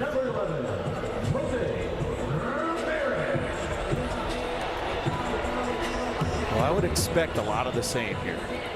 Not going to give in to him. There's no reason to. Last time he was up, we were talking about how many pitches that he has seen per plate appearance and how that has been a trend for him in recent years, seeing more and more. And I was kind of alluding to the fact that it's not because he's necessarily up there trying to work the count, but I always think back to that great at bat he had against the Astros in that come from behind win as he blisters one to Pete Alonso for out number 1. But I mean, he can foul off pitch after pitch after pitch and drive a guy's pitch count up just by making you work because he fouls so many balls off. Pete Alonso's played an amazing first base. He's got a few silver sluggers. You might want to give him a gold glove here in the near future of the plays he's made. They have this tested series. him time and time again. And he has come through time and time again. Andre knows the camo on that glove. You beat me too, and I was going to say the camo is what it's about. Hey, but for the young kids at home, though, and we watch that with Rocchio, we watch it with Hosey, when you play every day and play both sides, you got to use it. Everybody thinks about Pete as a home run hitter, but he's showing us this weekend he can do it on both sides. Well, that's what a leader does. Right. You know, yes, they signed him in to come be this prestigious power hitter, and he certainly will be that. But a leader shows you how to play the game inside the game, right, and outside the game as well. And not only that, defensively. Right, and we all know he's still beside himself for what's happened at the plate. But that's how you can actually positively affect a game. But that tells me a lot about him, what kind of ball player he is, that he's not taking his offense out to the field with him because he's made every play defensively that he's had to make in this series. And trust me when I tell you this, it is so much harder to actually do that than what he's making it look like, especially playing first base. You know, every now and again you may get somebody to come over and talk to you. That was my favorite part about being a catcher, is immediately, as soon as I put that gear back on, it was like a shield went over me. And now I have to, number one, I get to hide behind it, which is great. But number two, my job is not about me anymore. That just struck out? Exactly. I can't find him out there. That's right. Mask on. He's behind the umpire. No wonder you can't see him. But I knew as soon as I put that gear on, it was no longer about me. I think that's something that every catcher has to have, right? You have to subjugate your ego for the pitcher and for the team.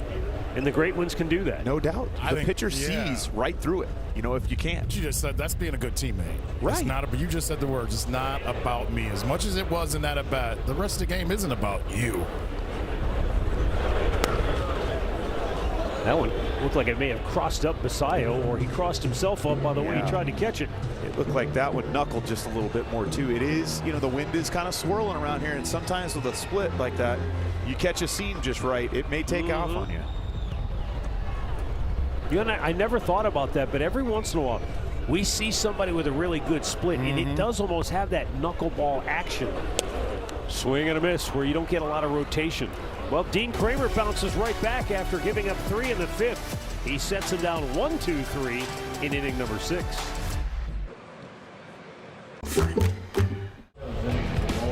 And Enjoy some weekend baseball here at the ballpark when the Guards face the Astros Monday through Wednesday. Tickets start at just $20, including all fees. Get yours today at cleguardians.com.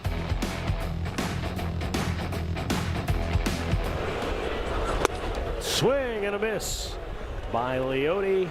Taveras leading off the 7th inning. And notice what pitch that was. Fastball. There you go. Taveras took him deep with a homer in the 4th on a hanging curveball. Hunter Gaddis has begun to loosen up in the Cleveland bullpen. Gavin just shy of 100 pitches on the evening. Hard hit ball. Stop made by Schneemann. One away. There's another guy that doesn't get a ton of credit for his good defense. Injury report brought to you by the attorneys at Elk & Elk. And Jorge Polanco has gone on the injury list for the New York Mets, who at one point were 7-4 this year. And now they have lost 10 in a row.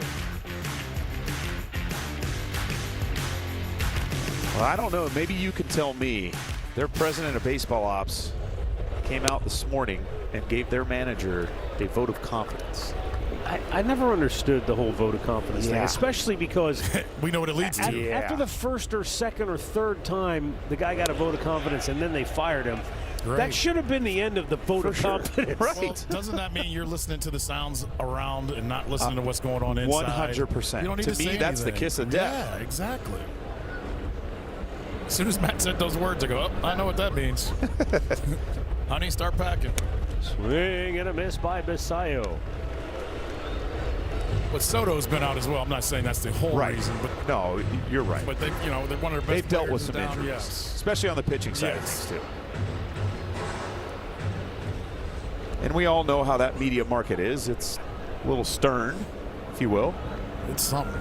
That's a nice word for you to use. I won't use the word I was thinking.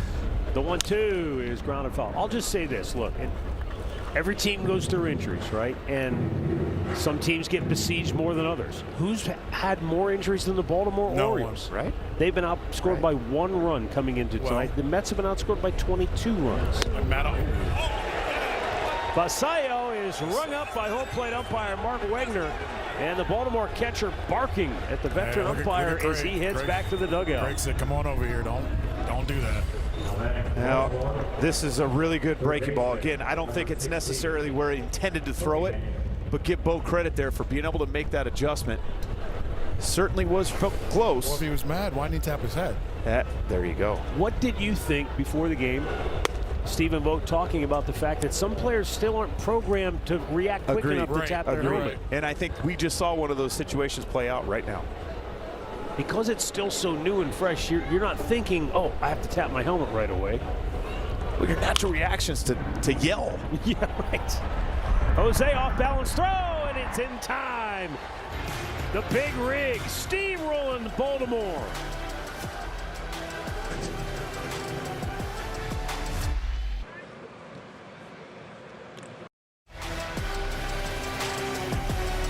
Cleveland Guardians baseball is brought to you by Levin Furniture and Mattress, your mattress headquarters, and by your local Kia dealers. Visit kia.com to discover movement that inspires. Gavin Williams retiring the last 11 hitters in a row. 100 pitches on the night, 11 strikeouts, only 1 walk. 3 hits is all the Orioles could muster. One of those is solo homer, their only run. Just a dominant, overpowering performance by Gavin tonight. Completely overpowering. Again, we're starting to become accustomed to that out of Gavin Williams.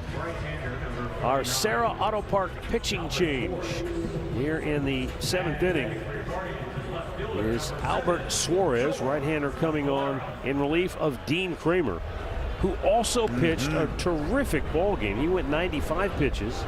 He only allowed 2 hits. But they both came in the 5th inning, and sandwiched in between was a walk, and then the big home run by Brian Rocchio, accounting for all of Cleveland's runs. Albert Suarez is going to hope to continue on the same trend that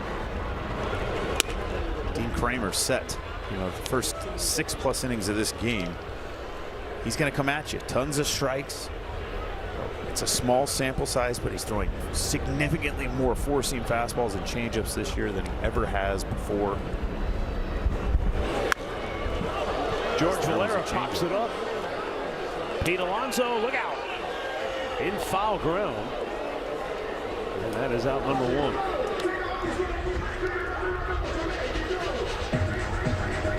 A word now from Levin Furniture and Mattress. Where can you get the guaranteed lowest prices on the top mattress brands for life? Only one place, Levin. You know, that was one of those plays that fortunately it turned out fine. But, you know, you got a hitter, you kind of running with your head down, and a first baseman who's looking up at the sky, and all of a sudden you don't realize you almost run into each other. You got to get out of the way. And it almost knocked Pete's glove off, too. And you see Pete turn around and look. I think both guys were wondering, you know, was that on purpose there? Because I don't necessarily think either one of them meant to do anything to each other. Rhys Hoskins has struck out, walked, and scored a run. His walk led to the only runs of the game in the fifth. Popped up foul, out of play to the right.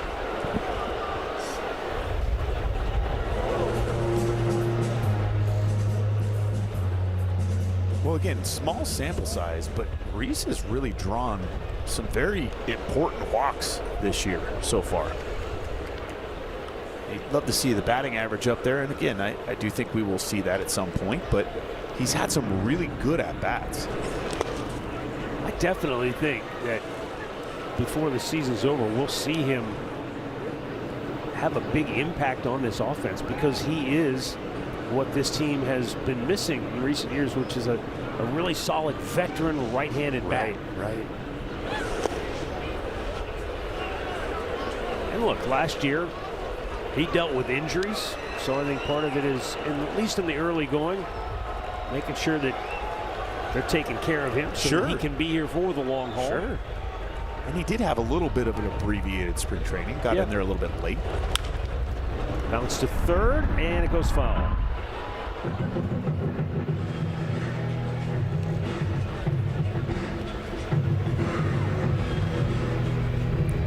A guy in his situation, too, as great as it would be to have him come in here and get back to the Rhys Hoskins of old and 30-plus home runs, we don't necessarily need that. You know what I mean? You get him to give you 15 to 25 homers, 15 to 20 home runs, and just be that veteran leader, have those veteran type at bats, make the difference in the clubhouse, in the dugout. That's exactly what you're paying a guy like that for.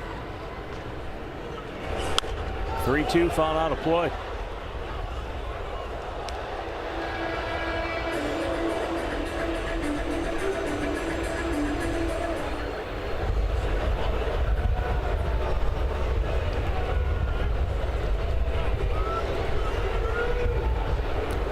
I think Rhys is a guy that, look, he's been around some really good players, Philadelphia, Milwaukee, and, you know, now that he has some experience, he's not going to be like, hey, guys, I got some ideas, come listen to me.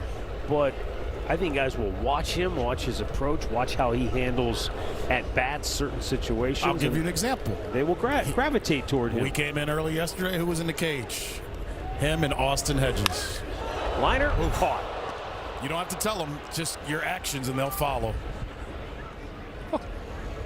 That ball was smoked. You just see it almost popped out of his glove. Holy look at his smoke. hand. You see him. He got camo too. Hey, that camo glove don't drop anything. We're getting camo gloves for everybody, Matt. This is 104 miles an hour off the bat. Got him in the heel a little bit first. Yes, it did. And you can see those are fun.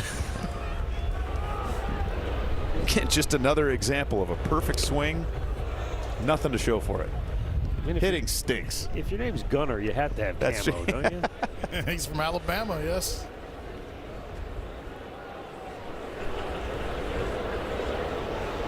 That is a sharp glove, I will say. As a lover of camo myself. Look at you, Giles. I tell you, we're all getting one now. Swing. I mean, when you name your son Gunner, you got to be a baseball player, right? It looks good on you, though. Yeah, I don't know. Absolutely. It coordinates with the uniform. The Baltimore Duck Make blinds. any camo look good. Outside.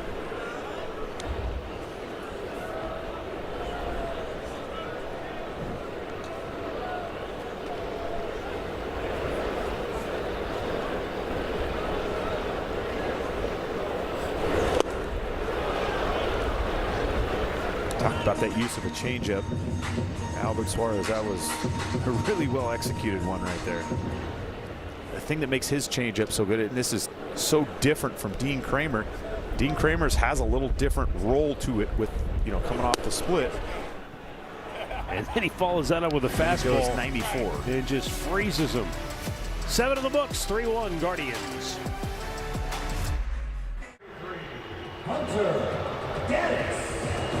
Well, one guy who is definitely happy that Gavin Williams' night is over is Pete Alonso. I don't know if it gets any better than what we're about to see here. Talking about 11 pitches in this package here. A ton of breaking balls, execution at its finest. Those are all 11 strikes that he saw from Gavin Williams out of 13 pitches total. I mean, good luck, good afternoon, good evening, and good night, Mr. Polar Bear. Struck out all 3 times. We talked about some of the keys to the game for Gavin attacking. After an 0-1 count tonight, Baltimore was 1 for 16. That's well, there attack. You go. Pete Alonso due up 4th here in the 8th inning. Hunter Gaddis skips it in there. Cleveland Clinic call to the bullpen made here in the 8th inning. Hunter Gaddis making just his 3rd appearance on the season, trying to work his way back into shape.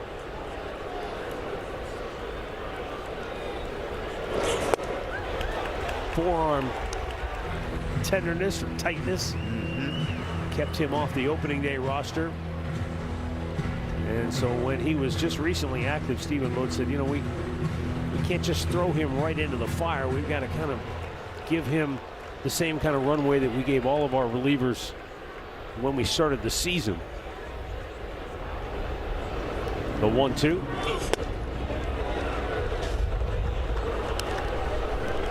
Good pitch all the way around, but I do like that, Stephen Vogt, Carl Willis, it would be very tempting to throw him back in that 8th inning role right out of the gate.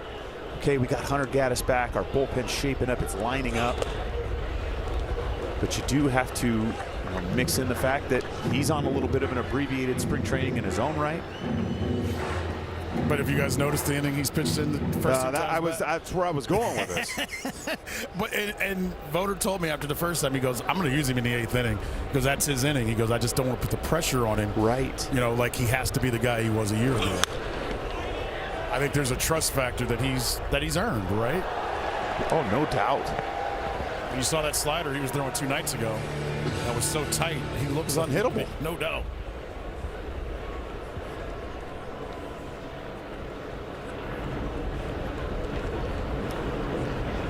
And the 3-2 beats it into the ground. It's a foul ball. Jose took no chances and made a perfect throw. Really nice play there. But to Andre's point, you don't know. Every pitcher is different, right? It may take some guys 4 or 5 appearances before, okay, he's ready. For Hunter Gaddis, it was 2 appearances, and after that last one, you're like, he's foaming at the mouth. Get me back in the 8th. He looks like he's fine. He's ready to go. Doesn't mean there may not be a bump or 2 in the road. Of course. I mean, we kind of saw that last night, right? How it played out in the 8th inning in its own right. Swung out of this. He struck him out. And Jeremiah Jackson, who's been a pain in the Guardians' side in this series, goes down swinging to start the inning. I mean, I feel like we've said this a bunch tonight with Gavin and now Hunter.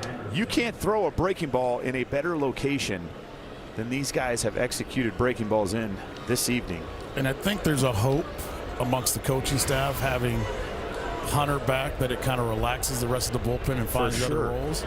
I was talking to Kate Smith before the game just about how different it is for him to kind of have to wait now, like he was used to being the fireman, being ready to come in the 6th, 7th, 8th inning. He told me, he goes, Andre, I've been on the mound as much. It's just different, though, because I'm waiting to the 9th inning because I'm getting my appearances, but I've got to get my body and my mind set up a little differently than I've had in the past. because I may not come in. I know I'm not coming in early in the game, but I got to be ready when they need me in the ninth. And that is such a great point that you brought up, because that's what makes that closer's role different than all the rest of it, right? That's why those last 3 outs are the hardest, because you're waiting the entire game to get to it. It's a little bit like a DH, right? A guy that's come up, you're only hitting, and you got to kind of figure out what to do in between that time. Cade's in the process of figuring out what to do in that time period that he's never had before during the ball game. Eric Sabrowski getting loose.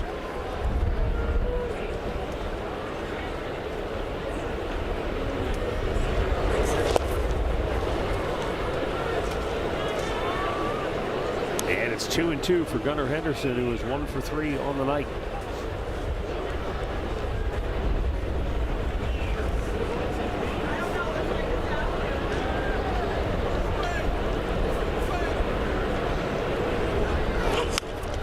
Out of play. I think, too, as good as the breaking ball's been, you just saw that fastball there at 96. That's great to see as well. Not only is Hunter Gaddis a very intimidating presence on the mound, he's got the beard, he's got the look of a late inning reliever. It's one thing to have the stuff to back it up, too. That is high and deep to right. And DeLauder is out of room, and it is into the cheap seats. Gunnar Henderson with his 7th home run of the season. And back comes Baltimore to make it a 1-run game at 3-2. Well, this one was not executed where Hunter wanted it to be. This one hung up there. Well, give Gunnar credit. Put a big, really nice swing on it. This ball's up in the zone. Kind of the epitome of a hanger, and you can tell Hunter knew it right away.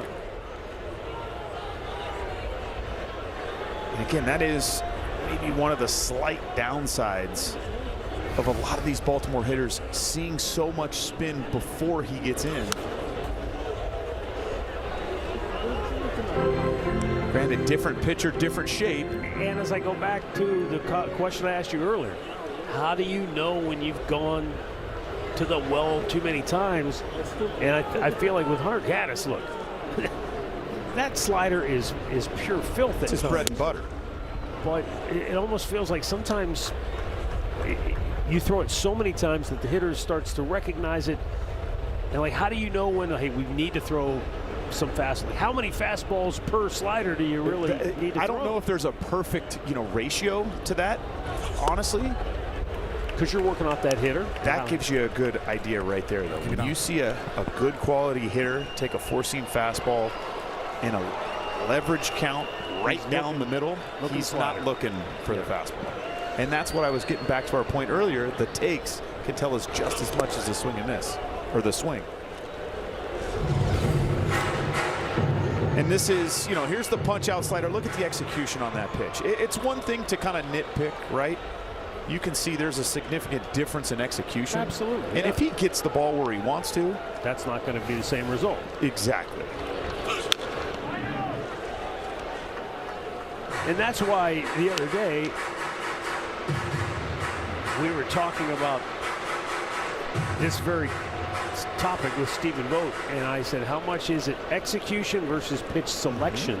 And he said, almost all the time, it's not about what pitch you decide to throw, it's about how you execute. It's the conviction you have in the pitch you throw, and then execution.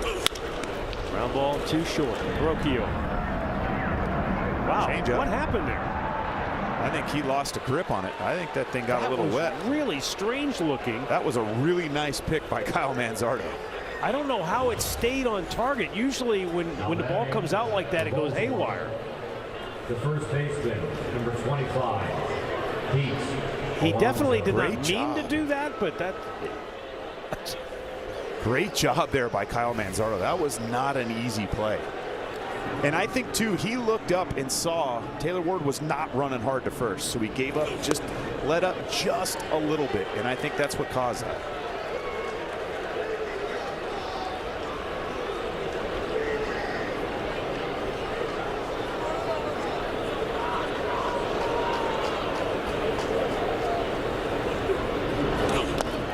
Oh, man, Pete Alonso He's seeing so ghosts tied right up now. right now. He's seeing ghosts. He's seeing ghosts. I mean, whew, goodness. When you make as good of a hitter as Pete Alonso take a swing like that, you know, number one, he's not seeing it great. That was a pretty good pitch. Pete's ready to call Ghostbusters. Exactly.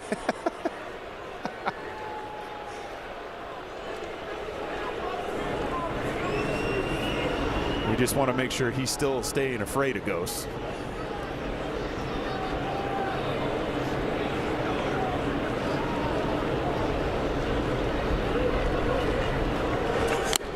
Yep, perfect. The poltergeist has slayed Pete Alonso tonight.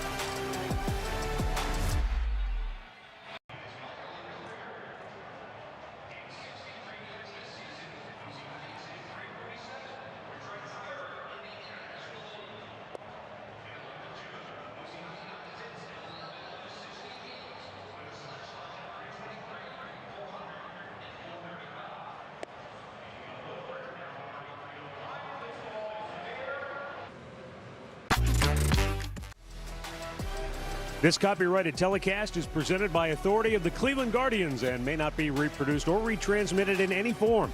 And the accounts and descriptions of this game may not be disseminated without the express written consent of the Cleveland Guardians.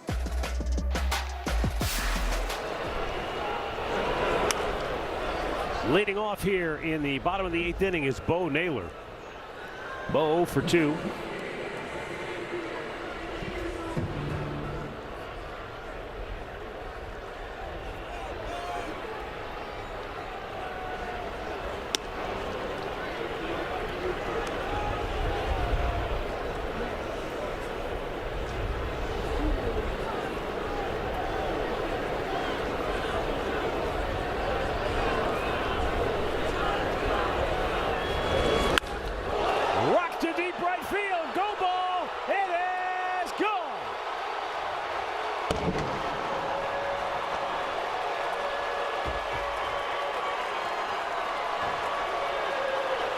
First home run of the year for Bo Naylor. And it's 4-2 Cleveland as he gives them a run right back. Well, just watching him round the bases, it looks like the weight of the world was just lifted off Bo Naylor's shoulders. You can only hit balls on the barrel for so long and get out before it'll drive you crazy. I bet that helmet feels so darn good on his head right now.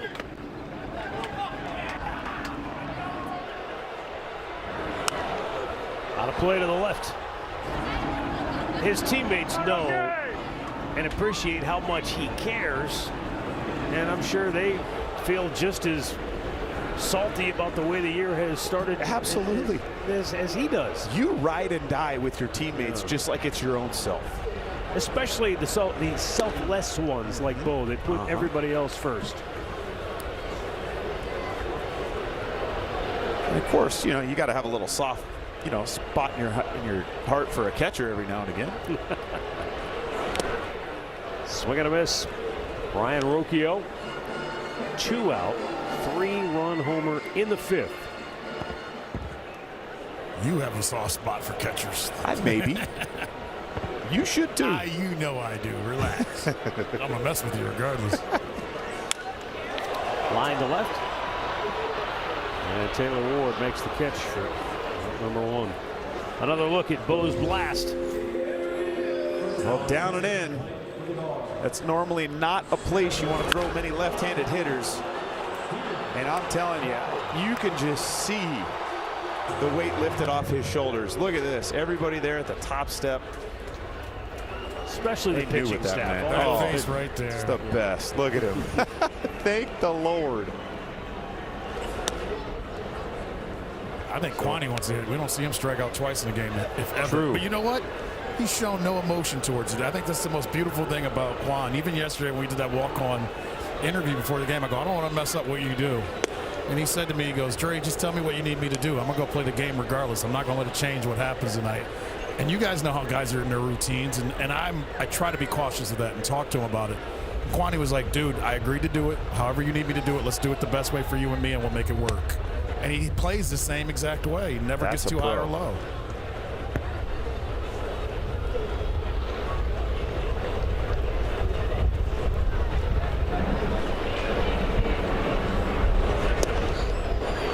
Down low.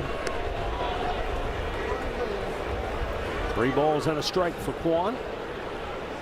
With Chase DeLauder waiting on deck.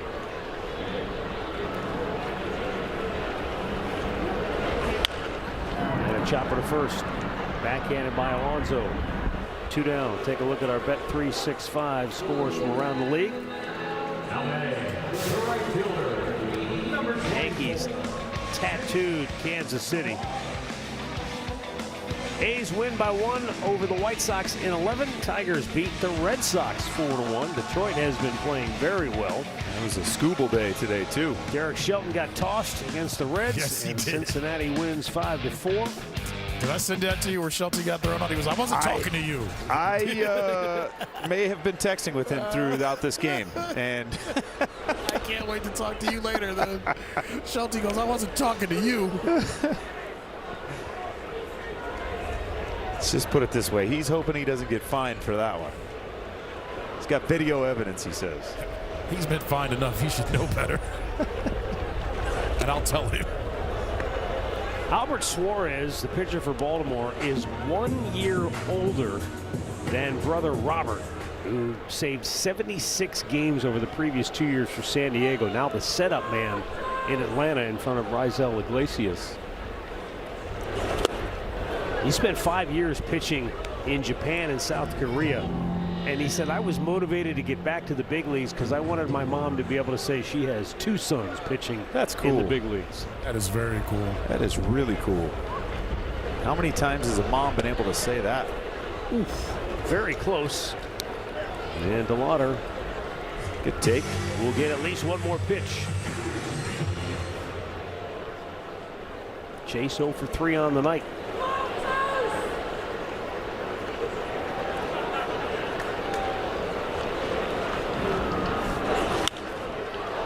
In the air, shallow left, in comes Ward, and the Guardians are out here in the 8th. But Bo Naylor has restored their 2-run advantage with his first home run of the season, and we're headed to the 9th. 4-2 Cleveland.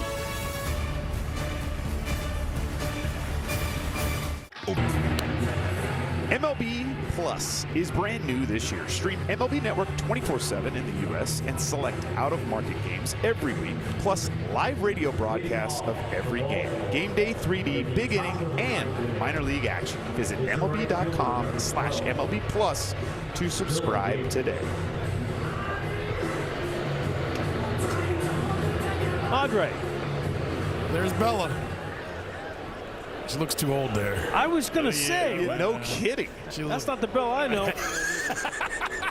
Where's the Bella I know that would be beating up AJ? He probably beat him up. That's why he's not in the picture. No kidding, huh? Anybody out there that wants to help me, please help. Send help. Send help in the camo is all I'll say. That's where I'm at now. Her and her phone. We are in the 9th inning, and Cade Smith trying to nail it down for the Guardians. Has the 4, 5, and 6 hitters due up for Baltimore. 4 for 6 in save situations for Cade. He blows it by him. 1 ball and 2 strikes. Stephen Vogt fielding a lot of questions the other day about Cade Smith, and the one thing that I came away with it was when somebody asked him, and he said, look, I do not worry about Cade Smith. He's never phased. He's never afraid of the moment. He does not rattle. Right. Now, do we have to work through some maybe mechanical adjustments, some execution adjustments? Absolutely. But he said those are things that he will work his tail off on the side to get back online. But he said it's not there's no issue between the ears for Cade Smith. Swing and a miss. He struck him out, 1 down. For Cade, it's nothing but an execution issue. You know, he has the right mentality to fill this role and be extremely successful. You got to have that slow heartbeat. That's something Cade has. You don't be a fireman for Stephen Vogt for 2 years and not figure out how in the world to have a slow heartbeat. You know, he's very analytically minded. He's going to figure exactly what he needs to get done, and certainly looks solid right now. Because I think there was a valid question about, okay, now everybody's got a book on him. Everybody in the league has seen him. Everybody's That's a real thing. Deep dive. No doubt. How do we get past this guy? How do we get over on him? But Stephen Vogt believes at the end of the day, it's not that the teams have an advantage or an edge. It's just he just hasn't quite been himself yet. That's exactly right. And a lot of it, too, is early in counts. He's getting himself behind in counts and having to come back to the heart of the plate. The splits, when he has thrown them, have been in the the upper part of the zone, something that's a little easier for a hitter to see, especially when you know you got it. But to me, he's attacking with the fastball early here, these first two batters, and this looks like a different Cade Smith. Well, you knew that those first couple of outings, too, when he was 25 pitches in an inning. Like, that's not typical. That's not Cade him. Smith. Correct. The 1-2. Swing and a miss. He struck him out, 2 down. And I don't care who you are, nobody is hitting that pitch right there. That is one of the better splits I've seen Cade Smith throw this year. Look at the way this thing comes off of his hand. We talk about the tumble. The thing tumbled right off the table. So 2 down for Leody Taveras, who is 1 for 2. He's had a solo homer back in the 4th, and it's ball 1.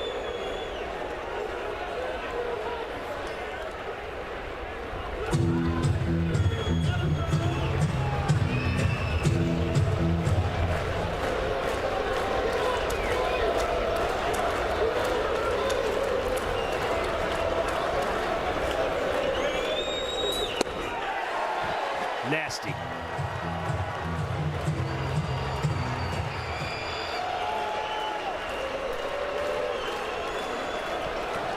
$20,783 up on their feet here in the 9th, as Cade Smith is 1 out away from his 5th save of the year.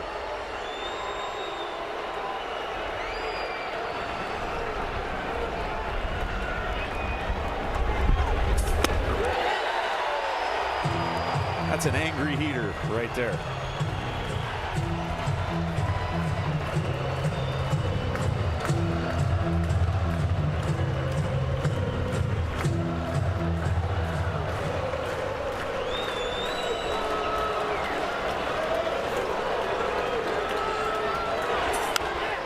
Pop foul and out of play. I think sometimes Cade Smith bristles at the notion when people refer to him as robotic. This is a real human, a guy who cares deeply about his teammates, his faith, his family. But man, he is not afraid of the big moment. The 2-2. Book it.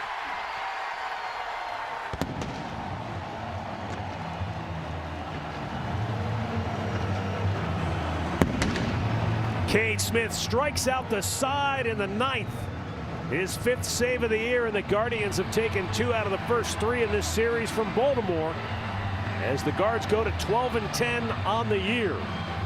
Gavin Williams gets the win. He goes to 3-1. Dean Kramer, the tough luck loser tonight, he's 0-1 on the year. Baltimore now falls below 500 at 10-11. 1 more to go tomorrow afternoon here at Progressive Field. But man, this was about as well-pitched game that I have seen. And again, like Parker Messick flirted with a no-hitter the other night, but what Gavin Williams just looked overpowering. I mean, complete domination. From the bullpen standpoint to starting with Gavin Williams, this is exactly what Stephen Vogt and company would loved and wanted to see coming off of what happened last night. You immediately get back after it. Some quality hits and some big situations by the bottom part of the lineup in particular. And then you go out and you get the pitching performance that you just saw tonight. Yeah, no doubt about that. Performance from the bottom part of the order, too, is nice. You can't always lean on Jose and Stephen Kwan. They got power from the bottom. Brian Rocchio with that monster 3-run homer. Bo Naylor gets his first of the year. And the Guardians didn't need a lot of offense the way Gavin Williams was chucking it tonight. He gave up 1 run in 7 innings, striking out 11, had only 1 walk. And Andre Knott is downstairs now with Dre. Playoff Rokio in April. Hey, Roke, you know the playoffs are going on over there, not here, right? I know that. I joke, but just talk about getting your first off day yesterday. How much does that help you relax and get back in the rhythm that you've been in so far? I mean, I take it easy yesterday. I know I can go in any time of the game yesterday to help the team anyway, so I'm prepared every time. All right, what's more fun to do? Make that play in the hole at shortstop that you made, or then come up an inning and a half later and hit a 3-run homer? Both. To be honest, both, because that helped the team win, and that's the more important thing. You know, defensively, we've watched you make some excellent plays throughout your career, but just working on the transfer and the conversation you had with Rugi, how much is your work that you've done in the past, how good do you feel about how it's paying off during games? I mean, I'm trying to keep my work in the shortstop at second base because that's my job, you know. I'm trying to be in my work every day and be simple in that moment. I know when you watch the game, it's easy to get caught up in numbers and batting averages, but for people that watch you every day, I think everyone has been very impressed that you're getting deeper in the count. And you may not be showing up every time with hits, but how much does it mean to you that you're getting deeper in the count and seeing more pitches? I mean, that's impressive for me too, because you know my last 2 years I was a struggle a little bit hitting. Now thank you better AB, help the team, help Juan to see more pitches. That's pretty cool. You're doing a great job. I make the joke about playoff Rokio, but we're getting regular season Rokio, and that's just as good. Good job, man. Thank you, man. Thank you. Brian Rokio with the big swing of the bat tonight. Changed the momentum of this game. And the Guardians pitching staff took it home as a combined staff. 16 strikeouts. Oof. They had 10 0-2 counts, 0 2-0 counts. That is the epitome of attacking. What was the Chris Jimenez key to the game, number 1? Attack. Bingo. They followed nice suit. When they listen to you. They followed suit. They've won 2 out of 3, a chance to win the series. Now tomorrow afternoon in the series finale. And before we kiss it off, the Guardians postgame, another look at some of Brian Rokio's handiwork today. Man, he was as smooth as the other side of the pillow. You look how fast he's able to get up, get his feet underneath him, make a good, strong throw. And then there's this side of his game. Playoff Rokio going off across the street. It's going off here too, as he was able to back that baseball up and completely change the momentum swing of this game in our favor. Well, maybe Cody and Al will talk about it coming up on Guardians postgame. You have to wonder how much of this might be in Pete Alonso's head heading into the series finale. They had him tied up in knots today the way they pitched him. Stay tuned. Al and Cody are next. We'll see you tomorrow for the series finale.